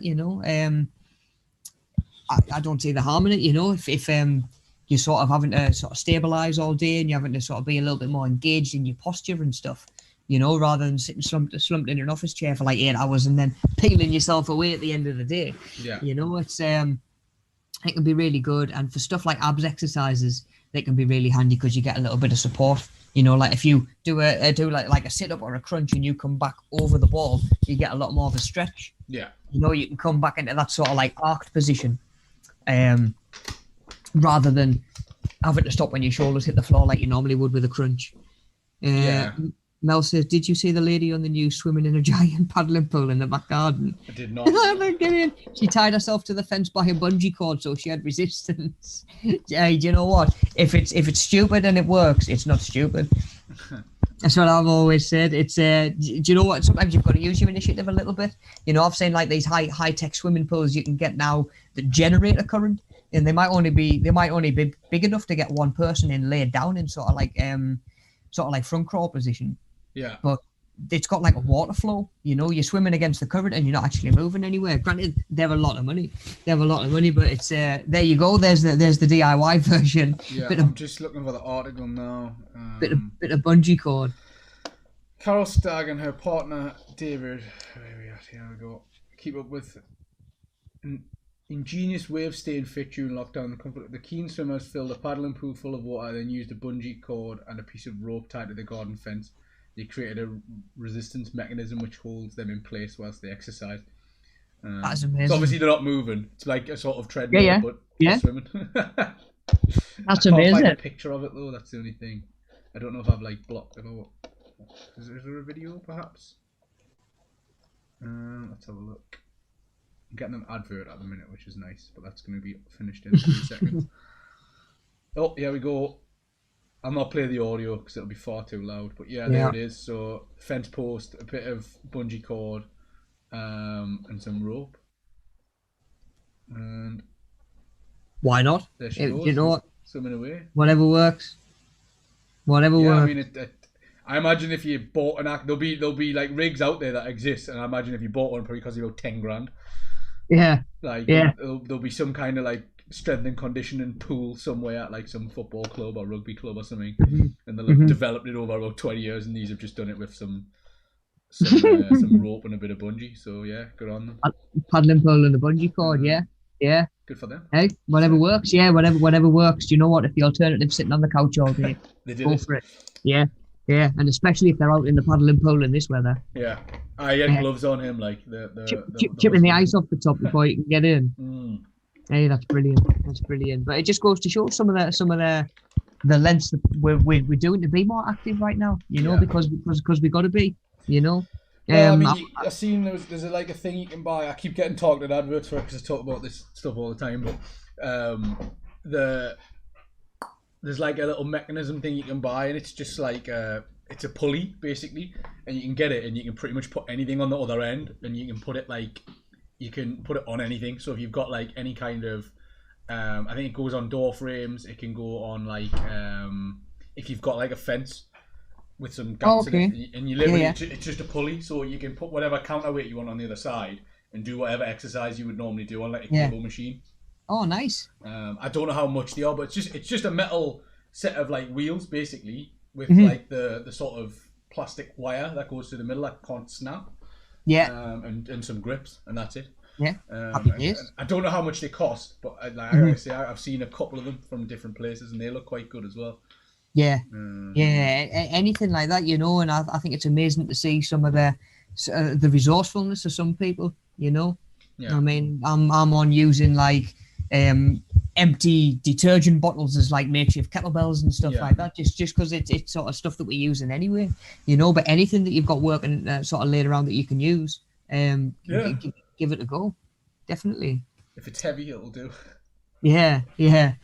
So that there might have given you a bit of an idea of some of the classes that you've maybe heard about before, that you've maybe even toyed with the idea of going to before and never really got round to doing it, you know. Maybe you were going to start going to one of these and then lockdown kicked in, you know. So again, just something we can start thinking about now with the aim of, right, what does my fitness look like as things go, as things progress and we get further forward and more things are opening up. So if we can spin on from there, buddy. Yeah. Just talking about venues and facilities. So this is obviously going to be different for everybody, you know. What's available nearby. Of course, there's lots of fitness venues in the northeast, you know. I know Sunderland a little bit better, be it sort of sort of like DW gyms and stuff like that. There's plenty of gyms out there, community centres. I think it was Bede College. Me and Mel used to teach fitness classes in, you know. So community centres, you know, sports halls, all of that sort of thing, you know. There's a lot of stuff out there. The frustrating thing, of course, is that they're closed or restricted at the minute, but that's not to say that we can't, like I say, start gathering a few ideas what's nearby and what it's going to take to use that and how feasible it is to use that, you know, when things open up again. Yeah. You know, so you're gonna have certain facilities. You know, are gonna have different things. You know, there might be they might have a tennis court. I think there's one in Sunderland that I can think of. I can't think what it's called now. I think it is, yeah. I think it is. Couple of tennis courts as well. They've got yeah. like metal nets as well, so they never end up getting like well, they're not nets. It's just a fence really. But the if you've ever played tennis at a public park, the net's always like it droops in the middle. Yeah, They yeah. need tightening and stuff, so they've done away with them and they've got like metal ones, which is a lot That's a better. good idea, yeah. Because you know it's on Yeah. Wimbledon, so I think you'll be all right with the metal ones.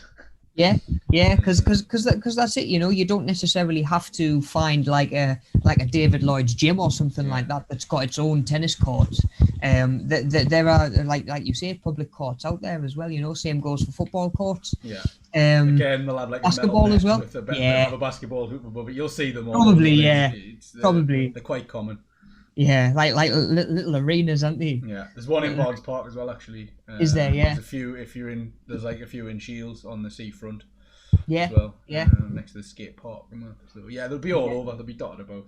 Definitely, yeah. I mean, obviously there's gyms available as well. You don't necessarily need to be a like a chain gym or anything like that. Yeah. It might be just like a little privately owned or family owned or something like that. You know, sometimes they're a little bit quieter. You know, they can be a really good place for just going in and getting a start in a gym. You know, they're not paying a fortune for public like advertising and stuff like that, so the memberships are a little bit more cheaper, a little bit more affordable while you're figuring out. A lot of them now will give you the chance to join up just for a month as well, a month at a time rather than sign up for a year. Yeah. You know, I've always thought that's quite a big commitment from somebody who's maybe's never been to a gym before, and in 2 weeks' time they might have decided it's not for them. Yeah, you know, you do like a day pass and stuff as well. Yeah. Some of them. Yeah. There's a thing Daniel signed up to not long ago. I can't remember what it's called now. You'll have to ask him. But basically, you pay the fee to this company, and you can use a load of gyms that are like part of their program. So it's like you can do a bit of gym hopping. I can't remember what it's called now. Yeah, it's sort of like it's handy for if you're traveling a lot. You know, if you're working on the road and you don't know whether you're going to be able to get to the same gym all the time. Mel said local parks as well. I mean, even we've got local parks available for obviously the spaces there as well. But I've even noticed a couple of them now have got like little mini exercise circuit kits in. You know, like a pull-up bar and a dinner bar, and there's a few. There's one over near my mum and dad's that's got like it's almost like a little row machine as well. Yeah. Again, you can't change the weight on it or anything, but it's like you say, it's just a little bit of something, isn't it? You know, be it a dip bar, be it a seated row, be it a chest press.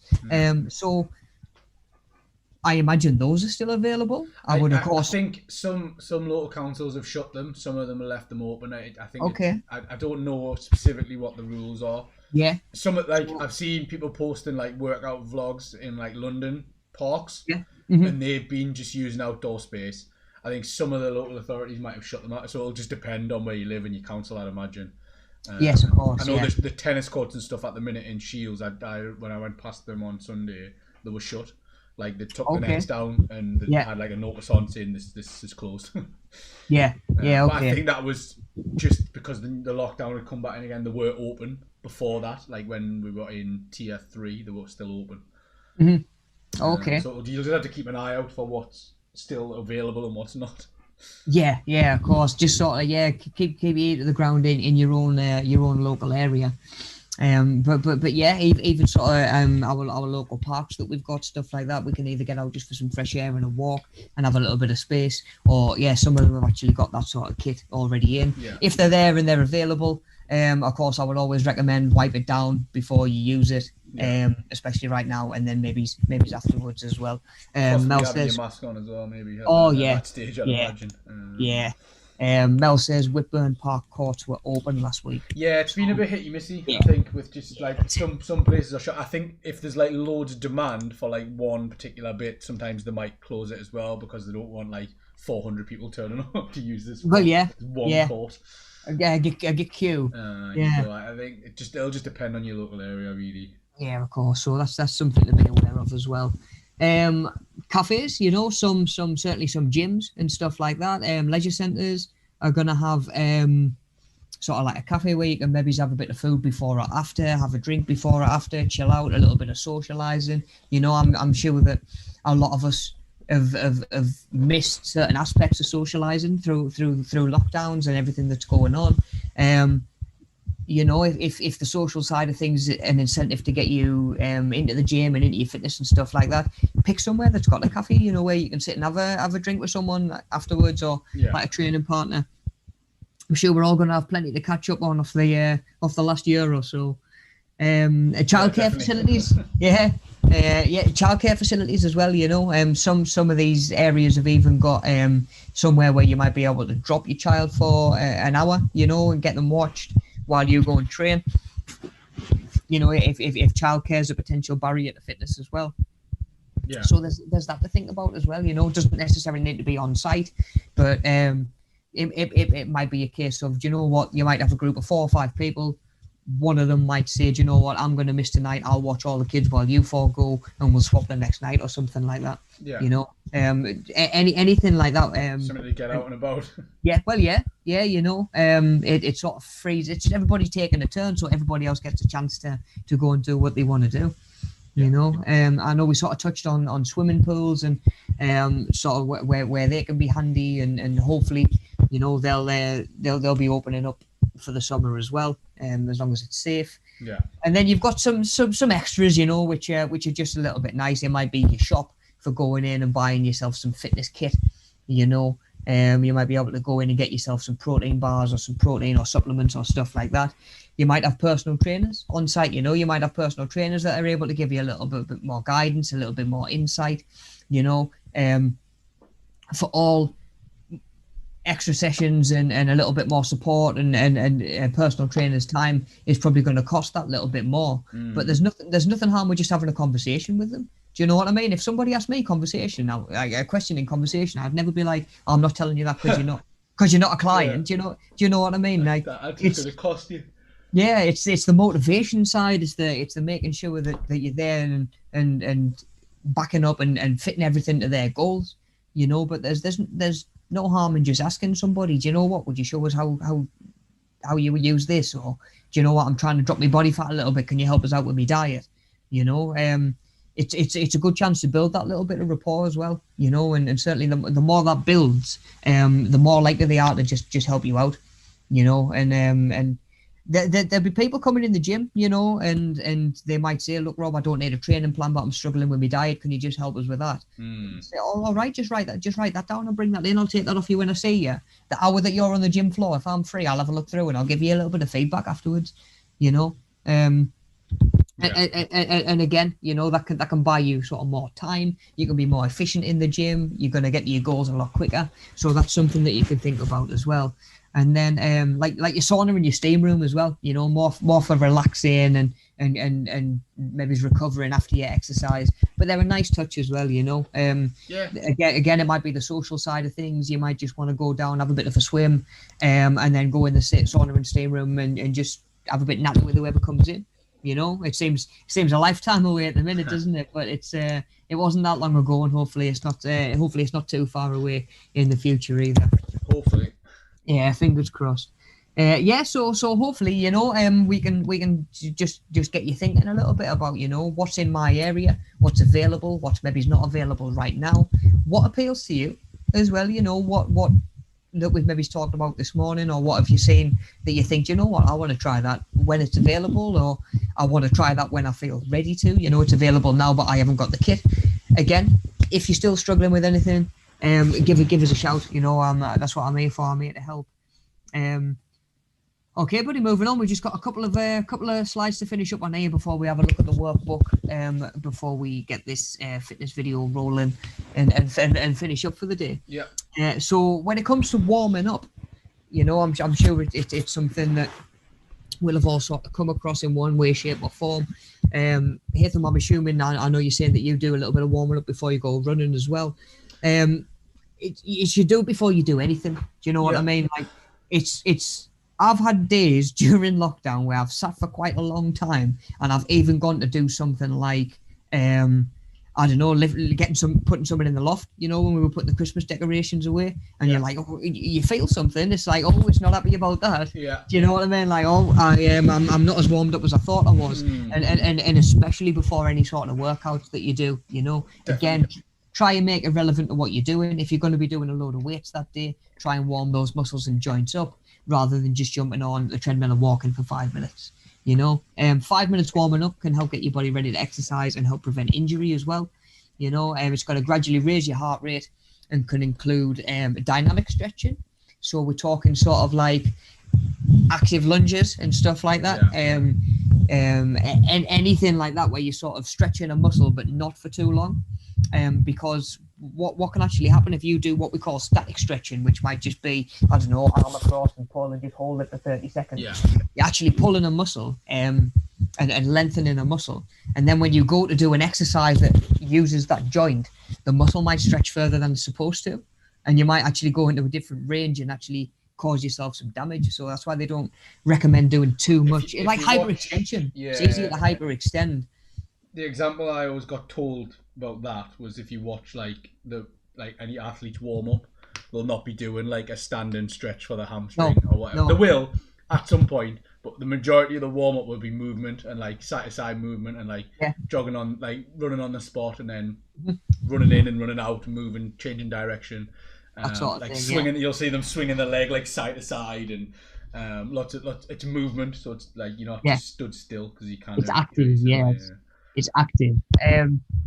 So you've got like your dynamic stretching, which is what we're on about there. Could just be a lower intensity version of what you're about to do. You know, if you're going to jump on and start doing a bench press and you're starting at 60 kilograms, do a few reps with just the bar. The bar might be 20 kilograms, you know what I mean? It's not going to stimulate too much, but it's going to engage those muscles. So you might get better gains for it as well, you know, because you're actually going to be activating those muscles while you're doing your exercise rather than just moving the weight from point A to point B. You know, so you can do a lower intensity version of what you're going to do, or exactly like Hatham was saying there as well, you can just do some cardio. You know, it might be marching on the spot, it might be just jumping on a bike and doing a little bit of cycling, warming your legs up. It might be skipping, you know, even just a little bit of steady skipping on the spot. You know, I say like boxers use it quite a lot for warming up and conditioning, but even in boot camps, circuits, that sort of thing, sort of skipping, marching on the spot, that sort of thing can be really like sort of helpful. One of the most calorie efficient exercises, isn't it? I think so, yeah. I believe so. Of course, you see some of the stuff that these boxers do, like the speed and I know what they call like double unders and like crossovers and stuff like that. I just brain myself across the ankles with my skipping rope and realise I'm not cut out for that. Yeah, so skipping rope burns more than 10 calories a minute while strengthening your legs, your butt. This is an American article. Shoulders and arms. It doesn't take long to reap major rewards from a jump rope hit workout, so high intensity intervals training. You can burn more than 200 calories in 2 10-minute sessions each day, and that's about 1,000 calories a week if you were to do that. So buy yourself some skipping ropes. And then eventually you'll be doing all the whips and you'll be doing everything. At first, just the round, that'll do. Just the round, that'll do. And then maybe try and hop on one foot. That's the one I'm still kind of doing. Still haven't got that down yet. Yeah. I used to say to people in the gym, because like you might have like ankles or knees and hips that don't like jumping quite so much. You know, I always say just pretend you've got a skipping rope. Do the same thing. Just pretend you've got it. You're not worried about tripping yourself off. You haven't actually got to clear the ground that much, and it's still going to have the same effect. So yes, skipping's a good one as well. Just to get you moving and to get you warmed up. And then of course, once you've done your workout and once your exercise is done, you want to cool down on the other side of it as well. You know, you want to just so if we can just spin on, buddy, we've got it just helps your heart rate come back down to normal. You know, it helps your body slow down. Your heart rate's going to come back down and go back to a much more normal sort of beats per minute. With your exercise done, this is the time to do your static stretching as well. You know, just like the lad is on the picture there. You know, pull a muscle and hold it. That's the time to do that when your exercise is done. You know, you might actually feel a little bit looser and better for it. There's a lot of contradictory sort of and there's a big debate sort of as to whether stretching helps with DOMS, you know, which is the delayed onset of muscle soreness. So when you exercise, and you wake up the next day and you hurt in that muscle, that's what we call DOMS. That's your muscle soreness.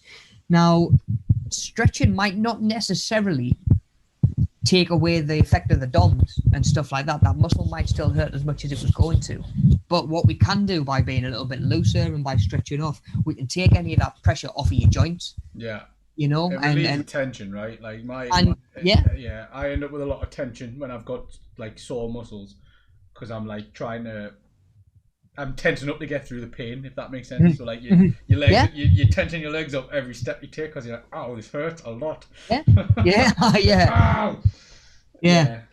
Because then and again, muscles that are gonna ache are probably still gonna ache. I have a bit of a show and tell today. Actually, I forgot about this. We've got a show and tell. Yeah, I'm gonna make the camera a little bit bigger.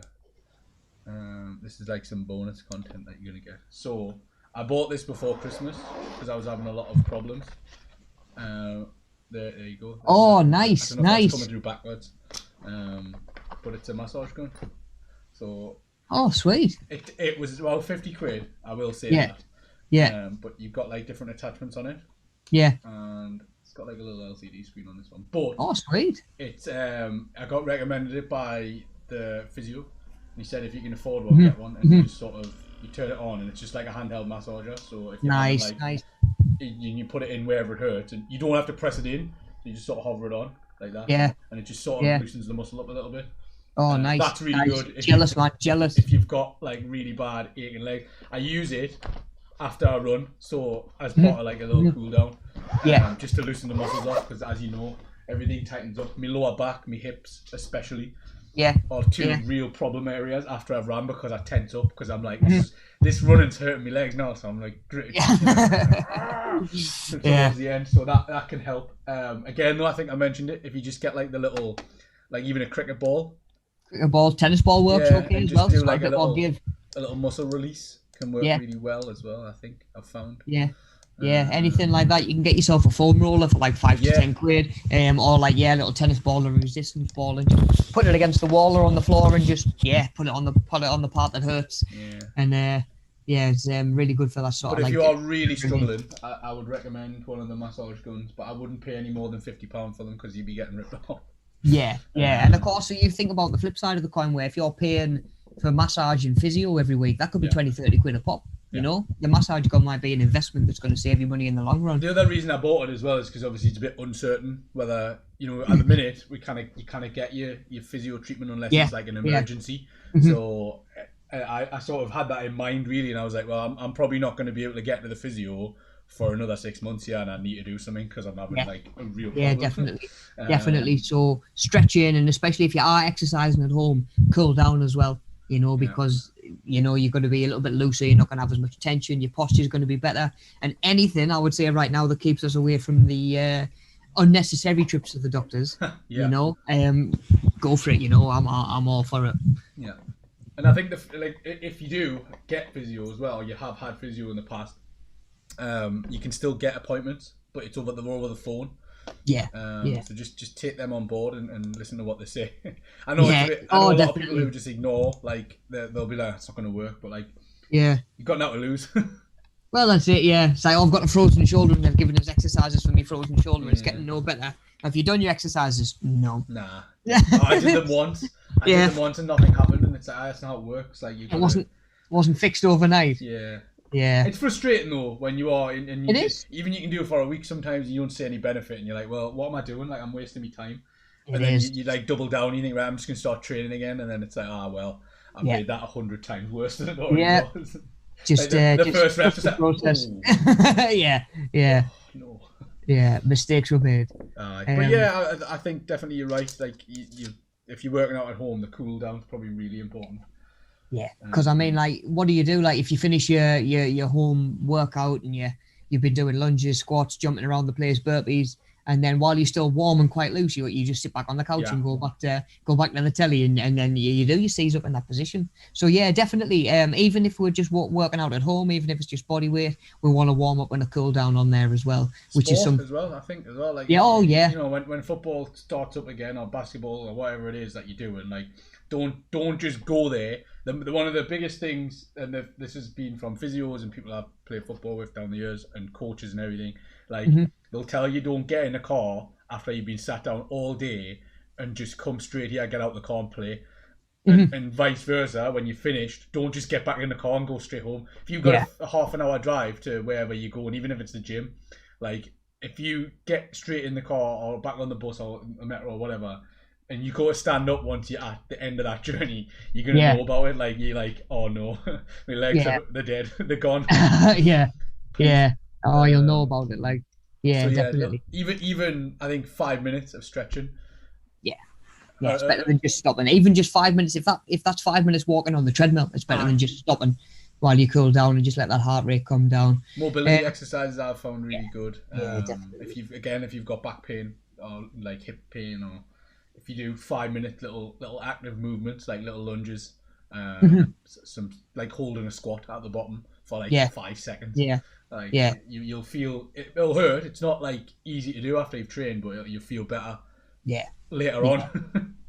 So many bad backs that I've come across that sort of in my time in the industry have been because of posture. And tension and stuff like that, rather than like slip discs and bulging discs and stuff like that. More often than not, it's lifestyle and posture. So a lot of it is preventable, So you get things like, and I've had it, inflammation in a certain area after a certain amount of time. I'm still struggling a little bit with that at the minute. And it feels like at the time like it's the worst thing that's ever happening, because all it is like the inflamed muscle or bit of tissue is pressing on a nerve, and it's agony, like and you start to realize though, when you start doing things right, it starts to go away, but it's not cured. If you start slipping into bad habits again, like your bad posture comes back, you're not sleeping right on that side or whatever, the second you start doing that, you start feeling the pain again. And definitely. You just got to keep yourself in that, and it's tough, man. Like it's not easy to keep that motivation. But there's frustration there as well, isn't there? Like you say, especially when it's like, if I bench like this, I can get like 80 up. But when I bench properly, I'm down to like 60. I'm noticing that now. Like you get wrapped up in that as well, of making progress, because that's how we work. Like that's your mentality, isn't it? Like you want to get better, you want to get quicker, you want to get stronger, but you don't necessarily always do it the right way. Well, that's it, and that's where it comes down to, like, if you're wanting to train for size and to tear your muscle fibers and have them grow back bigger and stronger. It's not necessarily about the weight that you lift. Nope. It's about your time under tension. How tired are you by the end of the set? Technique as well. You're using the right muscles. Exactly. Which, to be fair, is where your classes will come in, like, and your PTs will be able to advise you. And, you can. Some people are like qualified strength coaches and stuff. So if that's what you're looking for, like Rob keeps saying, chat to the experts. They're qualified, and if you don't want to talk to them, look it up online. Do you know what I mean? Get some expert opinions. Do you know what? From an inside point of view as well, I can say that a lot of people that are working in those sort of jobs and those sort of roles do it because they're passionate about it. So there's no reason they're not going to want to talk to you about it. It's something that's important to them. It's a big part of their lives. More often than not, they love people asking questions because they can share your expertise. So don't be afraid to ask, even if it is just us guys. Sometimes the PTs will give you, like, obviously I don't know, it depends on how they work, but sometimes you can get like a free PT session, introductory session, like you get a free evaluation, and they'll say, like, look, this is the crack, if this is what you want to do, this is what we'll do going forward. And then you don't pay them for that initial advice session and first training session, like it costs you nothing. I used to do like an induction sort of thing, like a face-to-face to meet somebody, then learn about their goals and stuff, book them in again for coming in and putting them through some stuff on the gym floor. And then you can say to them, right, are we going to get you sort of set up on a program? Do you feel like you need any more help? Do you want to maybe book yourself in once a month and we'll just have like a refresher course sort of thing, I think a lot of people, there's a couple of people I know locally in Shields, South Shields. They do it all virtually at the minute. He's been doing it virtually for a while, so you do like a weekly check-in. Nice. You do what you did for free, give them the advice and say, look, these are the exercises you can do, and give them a bit of a plan. But it's like a meal plan and a workout plan, so you're paying for that really. But again, the advice that you can give them, Rob, is very similar to that, but obviously just working with them in like the likes of drop-ins and courses like this, and we can help you out in that way and do things virtually. Like it doesn't have to be face to face. We can use like a digital solution. Well, yeah, that's it, and it's sort of nice that everything that I've sort of done and sort of covered, obviously I'm just here to share it with everybody now, once upon a time, when you're working for other gyms and stuff like that, they're quite strict on what you can do for free. Yeah, it's like a paywall. You have to do this, and then it's gonna cost you. Yeah. Now, of course, like I've got the information there, and I'm one of them that's more than happy to talk about it and share it, and I know that there's more out there the same. So yeah, of course, reach out if there is anything that you're not sure of, or if you've got any questions or anything like that. I think that'll do us for the PowerPoint, buddy. If we could just quickly look at that last slide. Again, that's more just for if we're coming back and visiting this later, just to check where we are with stuff. Again, if you don't mind taking just 30 seconds to fill out the survey when it's available. The survey is going to follow the session. I just need to change some of the settings on it, and I'm going to put it straight up like after we finished the nice one, cool video. Excellent, buddy. So yeah, if you could just get a little bit of feedback on there for us, it makes our jobs a lot easier, and we really appreciate the feedback as well. So this week, I mentioned earlier on, we've got a new workbook to look at. And it's going to be the taking part in exercise and fitness. So we're going to do pages 2 and 5. Yeah, don't worry about 3 and 4. We'll get to those next week. So page 2. Yeah. I'm just following along there as well. Got outline 1.1. Outline different exercise and fitness activities. So you've got 3 to put in there. So there are so many ways to keep fit and active. Outline 3 different exercises and fitness activities that you can get involved with in your local area. Yeah, that can be sports, that can be classes that we've talked about this morning, that can be stuff like your walking groups and stuff like that. Anything. It might be stuff that you're doing online at the minute. You might already be doing online sort of virtual fitness. We can put that on there as well. So yeah, anything like that, anything that's available to you in your area, put that down, and then just a little description as well. And then we've got 1.2, which is identify 3 exercise and fitness facilities in your local area and what different activities take place within them. Yeah, so that can be your I don't know, like your soccer arena, that sort of thing. That can be your leisure centres, your park as well, couldn't it? It could be, as well. Yeah, your park, and stuff like that. Like I was saying, local park, swimming baths. For the sake of this, we just imagine that everything's open, because of course we've got one eye on the future, looking forward to being more active, not only now but more active when in reality it should be a little bit easier to be more active, when things do open up again. Definitely. Yeah, and then we had page 5 as well. Yeah, so outline warm-up and cool-down activities. Describe at least one activity that would be suitable for a warm-up, and then the next box underneath that is describe at least one activity that would be suitable for a cool-down. There we go. That's us for this week. Simples. So as well, just a quick, because Mel had to go, but she did mention we're going to be looking to do some kind of live fitness classes over the next few weeks. So just keep your eyes peeled for that. They'll be publicised on social media. Oh, okay. So yeah, we're just working out the kit that she needs to do them with. Right. Okay. In terms of cameras and stuff. Yeah. Yes, of course. Yeah. And that. Logistically at her abode. Yes. So we'll see. Machiavelli residence. Yes, the Machiavelli residence will be a broadcasting studio, hopefully sometime soon. Class, man, class. That's it. Anything like that, man. Anything like that that's going to bring us together and get us moving. I'm all for. I'll keep an eye out for the info myself. Hi. So yeah, pages 2 and 5 this week. The links in the description of the video under workbook. And then it's a link to the Google Drive. You should just be able to click on it and download it. Bang on, buddy. Awesome. If you're having any trouble with that, give Rob a shout. And then if there's any issues that Rob can't resolve, I will assist. Nice. Cheers, man. If I can resolve them, I think I might be able to. I hope so. Yeah. Fingers crossed. And then next week, we're going to come back and look at kind of how we do all of this safely as well. Yeah. And how we make sure that we're in the gym safely and doing stuff like that as well. So yeah, that wraps us up for this week. Again, if this has been your first week and you've just sort of just signed on to the course, let me know and I'll get everything sent out to you that you've missed so far and get you caught up. And of course, as always, if you're struggling with anything, just reach out and give me a shout. other than that, buddy, thank you very much for your help this morning, man. No problem. Been a pleasure as always. Cheers, everyone. Like I say, we'll follow up with anyone who is just signed up to the course, and we'll make sure you've got all the relevant links and playlists and all that. Cool. Nice one. Is the link to the fitness video in the description? It's in the description, yes. So if you click again in the description, there's a little picture. There's a little emoji of a person doing a big old lift with workout vid next to it, and a link to the YouTube video you uploaded, Rob. Yes, nice one. And that's an abs class. Oh, that is good luck with that one.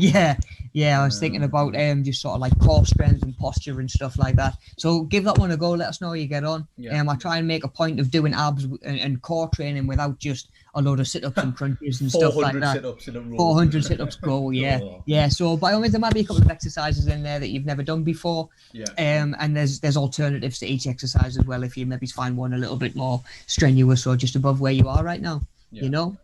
Cool. Well, as always, let us know how you get on. Have a good week, and I'll see you all next week. Yeah, cool. See you guys. Bye. Okay, I have end.